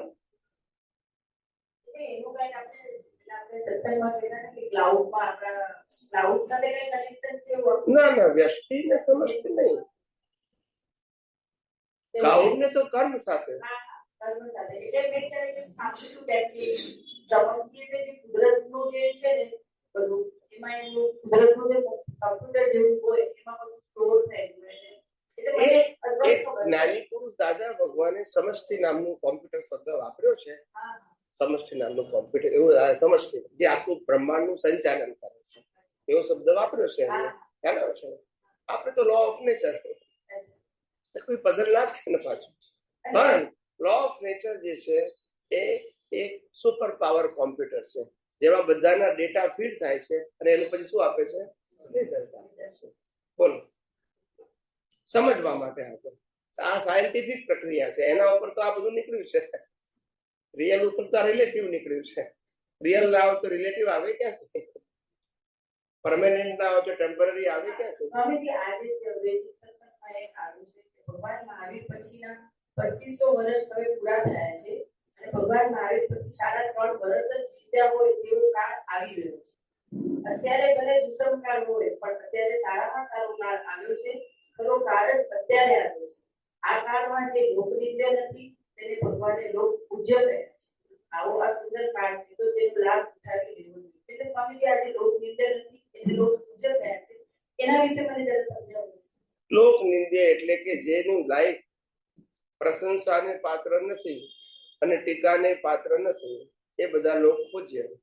પહેલા જમાનામાં શું હતું? સારું કરે તો લોકો એને લોક પૂજ્ય માને, અત્યારે ખરાબ ના કરે એ લોક પૂજ્ય છે। કાળ એવો છે, શું કરે? ખ્યાલ આવ્યો? મારે બધી જગ્યાએ કહેવામાં આવે છે કે આ કળિયુગ છે, બહુ ખરાબ કાળ આવે છે, પણ આપણે અહીંયા સાંભળવામાં આવે છે, અને આપણને દેખાય બી છે કે હવે આ જે બધા વિજ્ઞાન બધા સમજે છે, એ સમજીને બધા એનું એપ્લાય કરે છે એટલે આપણને સમજાય છે કે બારે બધાને એવું લાગે છે કે અતિ ખરાબ કાળ આવી રહ્યો છે. તો બે વસ્તુ હોય આ દશાનો પ્રશ્ન છે, પેલો ઉદયનો પ્રશ્ન. બહાર તો કળિયુગ જ રહે. It's a law of nature. એમાં સત્યુગ ના આવે, પણ તમારી દશાએ કરીને તમે સત્યુગ જેવી દશા અનુભવી શકો. આ તો કળિયુગ જ કહેવાય. આને કળિયુગ જ લાગે. દાદા ભગવાનને કળિયુગ લાગે, શ્રીમદ રાજચંદ્રને, બધાને આને કળિયુગ લાગે. બસ જ્ઞાન દર્શનને કળિયુગ લાગે બી ખરો, ના લાગે એ તમારી દ્રષ્ટિ ઉપર છે. તમારા જો સમ્યક જ્ઞાન સમ્યક દર્શન છે એનો ઉપયોગ છે તો સત્યુગ છે, ને મિથ્યા જ્ઞાન મિથ્યા દર્શન તો બારે કળિયુગ ને અંદર દ્રષ્ટિનો વિષય જુદો છે ને ઉદયમાં તો કળિયુગ ને કળિયુગ જ કહેવાય. ખ્યાલ આવ્યો? એટલે ઉદય જુદી વસ્તુ છે, કારણ કે એમાં સત્યુગ શબ્દ ના આવે. દશાને કહી શકાય. એટલે સત્યુગ જો કાળ દશા માટે કીધું. સાધારણ કીધું હતું ને કે અમુક વર્ષ પછી બધા સારા આવશે, સારું થશે, સારો કાળ આવશે. એટલે બધી બાબતમાં સારું અને ખરાબ તો કુદરતી રચના છે, બાહ્ય. પણ માણસોની આ વિજ્ઞાનને આધારે જે લોકો સ્પિરિચ્યુઅલ ડેવલપમેન્ટમાં જશે તો એનો વ્યક્તિગત કાળ સારો આવશે. બહાર તો કળિયુગ જ રહે. અને બીજું તો કે આજે શરૂ થયું ને ત્યારે તમે જે કીધું હતું ને કે તમને પરોક્ષ રીતે દેવદેવીનું જે છે અવલંબન છે, તો એ અવલંબન શબ્દ ના આવે, એટલે પરોક્ષ એ ડ્યુટીમાં હોય. અવલંબન ક્યારે કહેવાય કે અમે એના આધારિત હોય ના, એ એની ડ્યુટીમાં હોય. દેવદેવીઓ તો એવું તમને કાંઈ થાય કે અમને ના થાય, બીજા બધા ઘણા બધાને થાય. પણ કવિરાજને થાય, કેટલી વાર થઈ છે, પણ હવે અમે ના પડી. એ તો એ લોકોની ડ્યુટી છે. એટલે અમે અહીંયા આવીએ ત્યારે આ દસે દિશાના ક્ષેત્રોના દેવી દેવતાઓ નમસ્કાર કરીએ. આ ક્ષેત્ર બોલી છે ને, આ ક્ષેત્ર એટલે 10 દિશા. આ ક્ષેત્ર એટલે આ પ્લેસ નહીં, આ પ્લેસની 10 દિશાઓ: ઉત્તર, દક્ષિણ, પૂર્વ, પશ્ચિમ, ઈશાન, અગ્નિ, નૈઋત્ય, વાયવ્ય ને ઉપર, અને એમ 10 દિશાના દેવી દેવતાઓ નમસ્કાર કરવું. ખ્યાલ આવી ગયો ને? આ અમારો નિત્યક્રમ હોય, ઉદય હોય અમારો. વી રિસ્પેક્ટ. ફોર્મેટ જ હોય ને. હું આજે ત્રિમંત્રો બોલું છું, નમસ્કાર વિધિ બોલું છું, બધું ફોર્મેટ જ છે. ક્રિયા ક્યારે કહેવાય? હું તમને કહું કે તમારે બોલવું પડશે તો પછી એ ફોર્મેટ કહેવાય. પણ મારા માટે ઉદયમાં ફોર્મેટ છે. પણ તમારા માટે ફોર્મેટ ક્યારે કહેવાય? હું તમને આજ્ઞા રૂપે બોલવાનું કહું તો નહીં તો તમારો ઉદય કર્મ ને મારો. હું કહું કે તમારે બોલવું પડશે તો પછી ફોર્મેટ જ કહેવાય. તો પછી સાયન્સ. હું ક્યારેય કોઈને કહેતો નથી કે તમારે નમસ્કાર કરવા જ પડશે. હું કહેતો નથી. કરે તો એ વાંધો નથી, ના કરે તો આજ્ઞા નથી મારી. ઉદય કર્મમાં જે હોય છે. પતી ગયું? ઓકે. જય સચ્ચિદાનંદ. આ છેલ્લો ક્વેશ્ચન કરવો. પુરુષાર્થ આપણા હાથમાં છે અને હું ભાવ કરું એ પરમાણુ કે છે, અને પછી એનું કોટિંગ થાય. બરાબર? હવે તમે કીધું કે જે 6 તત્વો છે એ જગત ચલાવે છે. બરાબર? એનું સંમેલન. તો એ તમે કીધું આજે કે એ 6 તત્વો સૂક્ષ્મ સ્વરૂપે એમાં કોટ થાય. પછી જ્યારે એ ઉદયમાં આવે ત્યારે સ્થૂળમાં એ થાય. એ કુદરતનું કામ. એ કુદરતનું કામ. સમજો કે એનું એક્ઝામ્પલ આપણે લઈએ કે આ લિફ્ટ ચાલે છે. બરાબર? આપણે આમ તો ઇલેક્ટ્રિસિટી ચાલે. યસ. તો એ ઇલેક્ટ્રિસિટી પણ સૂક્ષ્મ છે, દેખાતી નથી. યસ, પાવર છે પણ દેખાતું. હા, આપણે 6 તત્વોમાં એક ગતિ સહાયક છે. આપણે એમ કહીએ કે ઇલેક્ટ્રિસિટી થી ગતિ સહાયક ઇલેક્ટ્રિસિટી ચલાવે છે કે એટલે વ્યવસ્થિત શબ્દ જે આખો દાદા વાપરો એ તો આપણો પેકેજ થઈ ગયો આપણો. બરાબર? ચલાવનાર ઇલેક્ટ્રિસિટી કહેવાય કે આ ગતિ સહાયક કહેવાય કે આપણા સહાયક તત્વો કહેવાય. અને કઈ રીતે? અને બીજું એક કે હું એક ભાવ કરું તો એ ક્યારે કહેવાય કે અમારો એક બંધ પડ્યો એમ. હવે આપણે આપણા વિજ્ઞાનમાં આપણે શું કહીએ છીએ કે આપણે કુદરતી કાનૂન ને કુદરતી રચના જોવાની. એટલે એકચ્યુઅલી તો આપણે 0 વેલ્યુ પર આવે છે. આપણે ભાવ નથી કરવાનો. બરાબર ને? આપણે જે છેલ્લે જે સૂત્ર આજે બધું કહે છે એ પ્રમાણે આપણે બંધ પડે આપણી જે દશાઓ એ ટાઈમ આપણે કુદરતી કાનૂન કુદરતી રચના જોઈ. એટલે એકચ્યુઅલી તો આપણે કોઈ ભાવ નથી કરતા કે મારે મોક્ષે જવું છે કે અથવા જેમ છે તેમ જોઈએ છે. આપણે એક્સેપ્ટ કરીને આપણો જ્ઞાન ખલાસ કરીને આપણી કે વેલ્યુ આપણે વધારી છે. રીઝન આત્માની વેલ્યુ વધારી. અને 0 કરીએ તો પણ આપણે એક બાજુ એમ કહીએ છીએ કે નર ગતિના કર્મથી બાંધી શકે છે. તો Yes. પછી એ ભાવ બી અલગ પાછો થઈ ગયો ને. Yes. એટલે મારે ઉપયોગ કરો તો ના કરો તો અપના તો છે ઝીરો થયું નથી. હા, તો એમ નહીં, એટલે મારો એક ભાવ મારો બંધ પડ્યો હું ક્યારે તમે કહી શકો કે આ મારો એક બંધ પડી ગયો એમ. એટલે એમાં મારો બંધાઈ ગયો એમ. જ્યારે વિજ્ઞાનનો ઉપયોગ ન થયો ત્યારે બંધ પડી ગયો. અચ્છા. નંબર 1. નંબર 2, તમે જે પેલી પાવરની વાત કરી, હા, power is not a one kind of energy. Power is a multiple energy. Power થી લિફ્ટ ચાલે, પાવર થી લાઈટ થાય, પાવર થી કરવતી થાય, પાવર થી અંધારી કરવું, પાવર થી ઠંડી થાય, પાવર થી ગરમી થાય. Power is a common factor. બરાબર. અને પાવર નું જે રોલ છે એને ટેકનોલોજી કહેવાય, એને પાવર ના કહેવાય. હા, એટલે આખી દુનિયા જે જાણે છે એ સાયન્સ નથી, હા, ટેકનોલોજી. ટેકનોલોજી. બરાબર. અત્યારના જે સાયન્ટિસ્ટો જે રિસર્ચ કરે છે એ ટેકનોલોજી છે, સાયન્સ નથી. હા, સાયન્સ એટલે લો ઓફ નેચર, એને યુઝ કરવું એને ટેકનોલોજી કહેવાય. હા. એ પણ એને જરા બરાબર હજી પહેલી વખત જેને પ્રિન્સિપલ શોધ્યો કે H2O થી પાણી થાય બરાબર. એને સાયન્સ કહેવાય. હા, હવે એ H2O થી પાણી થાય એ પ્રિન્સિપલનો ઉપયોગ કરીને કોઈ જગ્યાએ પાણી બનાવે એને ટેકનોલોજી કહેવાય. એને સાયન્સ ના કહેવાય. સાયન્સ એને કહેવાય કે જેને રિસર્ચ કરવું છે, આ એનો યુઝ કરે, એટલે સાયન્સ એન્ડ ટેકનોલોજી. બરાબર. દુનિયાના સામાન્ય વ્યક્તિઓ ટેકનોલોજીને સાયન્સ કહે છે. ખરેખર એ સાયન્સના પ્રિન્સિપલનો યુઝ છે. નાઉ યુ અન્ડરસ્ટેન્ડ? પણ એ 6 તત્વો જે ચલાવે છે એવું આપણે જે કહીએ ને એ ક્યાં આવે આપણે એવું કીધું કે 6 તત્વો ચલાવે છે એટલે શું છે કે એમનું સંમેલનથી પછી પુશ થઈને એ એક મિનિટ પણ હા, બોલો. હું શું કહેવાનું કે 6 તત્વોનું જે પુશ થઈને એ પછી કારણ કે 6 તત્વો છે ને એમાં એક જ રૂપી છે જળ, બાકી 5 તો સૂક્ષ્મ છે. પછી એટલે એ પછી રૂપકમાં જયારે આવે છે ત્યારે એ કઈ રીતે પ્રોસેસ થાય? એટલે કીધું ને આપણે 6 તત્વો શેનાથી કામ કરે છે? કુદરતી વાત તો બોલ્યા છે બરાબર. કુદરતી કાનૂન અને કુદરતી કાનૂન વગર રચના કેવી રીતે થાય? 6 તત્વો તો શાશ્વત છે, એ પોતે કશું કરી શકે પણ 6 તત્વોની સામે કુદરતી કાનૂન છે કે સવાર બપોર સાંજ રાત થયા જ કરે. સૂર્યોદય સૂર્યાસ્ત, ભરતી ઓર, પૂનમ અમાસ થયા જ કરે. એમનો કોઈ પુશ નહીં. ના, એ કુદરતનો કાનૂન. કાનૂન આ સતયુગ, દ્વાપર, ત્રેતા, કળિયુગ, આ 6 આરા બધું શું છે? કુદરતનો કાનૂન. કોઈ વ્યક્તિ બનાવ્યો છે? Law of nature. અને તમને કર્મના ફળ મળે છે એ પણ શું છે? કુદરતનો. કોઈ વ્યક્તિ નક્કી કરી છે? કુદરતનું કાનૂન છે, કારણ કે ફળ એને આપવાનું છે ને કાનૂન કોનો હોય? એનો જ હોય ને. આ બધું જ. એટલે આ બ્રહ્માંડ ચાલે છે ઓટોમોડ, તે કુદરતનો કાનૂન. અને તમારા કોઝની ઇફેક્ટ આપે છે પણ એ કુદરતનો કાનૂનના આપણે 2 પ્રકાર પાડ્યા, એક નેચરલ નેચર ને એક અનનેચરલ નેચર. નેચરલ નેચરમાં તો કોઝ ઇફેક્ટ ના હોય, પણ અનનેચરલ નેચરમાં તમે જે કોઝ કરો છો એ તમને ઇફેક્ટ આપે છે. એટલે છે નેચર પણ અનનેચરલ, એટલે તમારા કોઝ પ્રમાણે ઇફેક્ટ કરે છે. એ બટ નેચરલ નથી. અને પેલું જે દુનિયા ચાલે છે એ બટ નેચરલ છે. હવે આપણે આ કુદરતી કામમાં આપણે આ રહ્યા સાયન્સમાં તો પછી આપણો કોર્સ તો પડ્યો જ નહીં. ના જ પડે ને. એ તો આપણે પછી કીધું ને. આગળનો પુશ કેવી રીતે પડશે? એટલે આ જે પણ જે ચૂકી ગયા એનું નહીં પડે. આ છૂટી જાય તો પડશે. પછી કેમ આમ? બાકીનો તો નહીં પડે ને. ના જ પડે ને. એટલે વિજ્ઞાનનો ઉપયોગ એ પુરુષાર્થ કહેવાય, એ વિતરાગતા ના કહેવાય, પુરુષાર્થ કહેવાય. એ પુરુષાર્થથી તમને આગળ મોક્ષ માર્ગ માટે લાયક અને સહાયક સંજોગો મળી આવશે. અપગ્રેડ થવાના. તમે જ્યાં છો ત્યાંથી ખ્યાલ આવે ને? સંપૂર્ણ થયા નથી ત્યાં સુધી. એટલે આનું જે રિલેટિવ સત્યમાં પાપ પુણ્ય નહીં માને, પણ મોક્ષ માર્ગ માટે લાયક અને સહાયક એટલે તમારું જે રિયલ જ્ઞાન છે, સમ્યક જ્ઞાન ને સમ્યક ઓર વર્ધમાન થાય એવા સંજોગો. અને જો તમે જ્ઞાનનો ઉપયોગ ના કર્યો તો સંસારને લાયક અને સહાયક મળશે, તો પછી તમારો ઉપયોગ કરવો પડશે.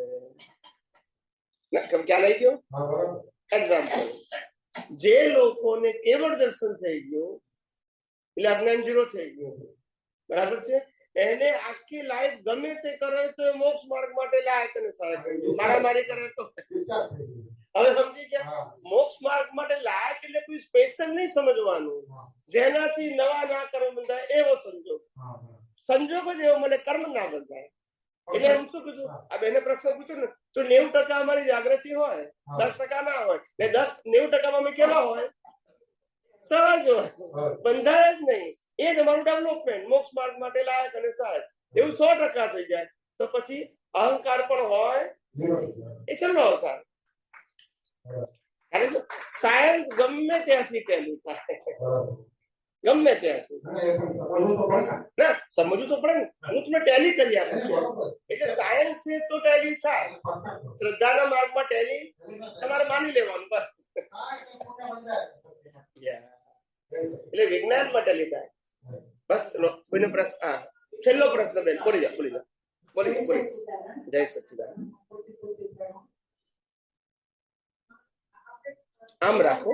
આપણે થોડી વાર પહેલા એમ કહ્યું કે અજ્ઞાન રિલેટિવ છે, જ્ઞાન પણ રિલેટિવ છે અને વિજ્ઞાન રિયલ છે. રિયલ છે.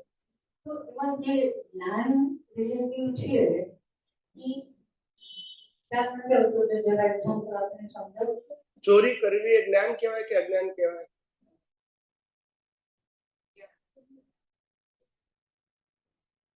સાદો પ્રશ્ન પૂછું છું, માટે તો વિચારવું પડે છે. અજ્ઞાન. અજ્ઞાન. અને ચોરી ના કરવી જોઈએ?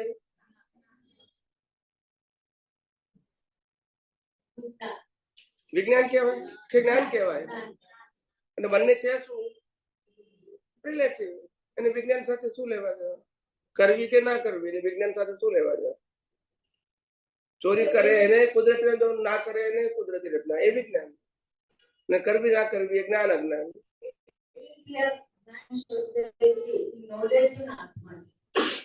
જ્ઞાન શબ્દ અને અજ્ઞાન શબ્દ શુભ અશુભ, પાપ પુણ્ય, મેળવવાનું ગુમાવવાનું, લૌકિક સુખ અને દુઃખ ઉપર જોડાયો છે, જેમાં વિજ્ઞાન ના આવે. લૌકિક એટલે ખ્યાલ આવે ને, માન્યતા. જ્ઞાન અને અજ્ઞાન એ બંને માન્યતા છે.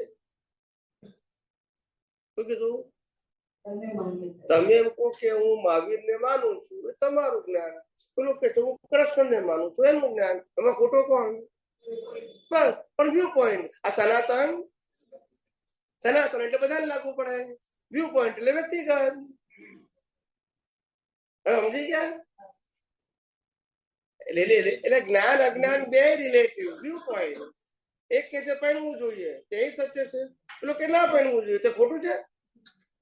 બે બંને રીતે સાચા છે. જેને પહેરવું જોઈએ અને ના પહેરવા મળે તો અજ્ઞાન કહેવાય. અને જેને ના પહેરવું હોય એને પહેરવું પડે તો જ અજ્ઞાન કહેવાય. નથી કે મારે ફરજિયાત કરવું પડે.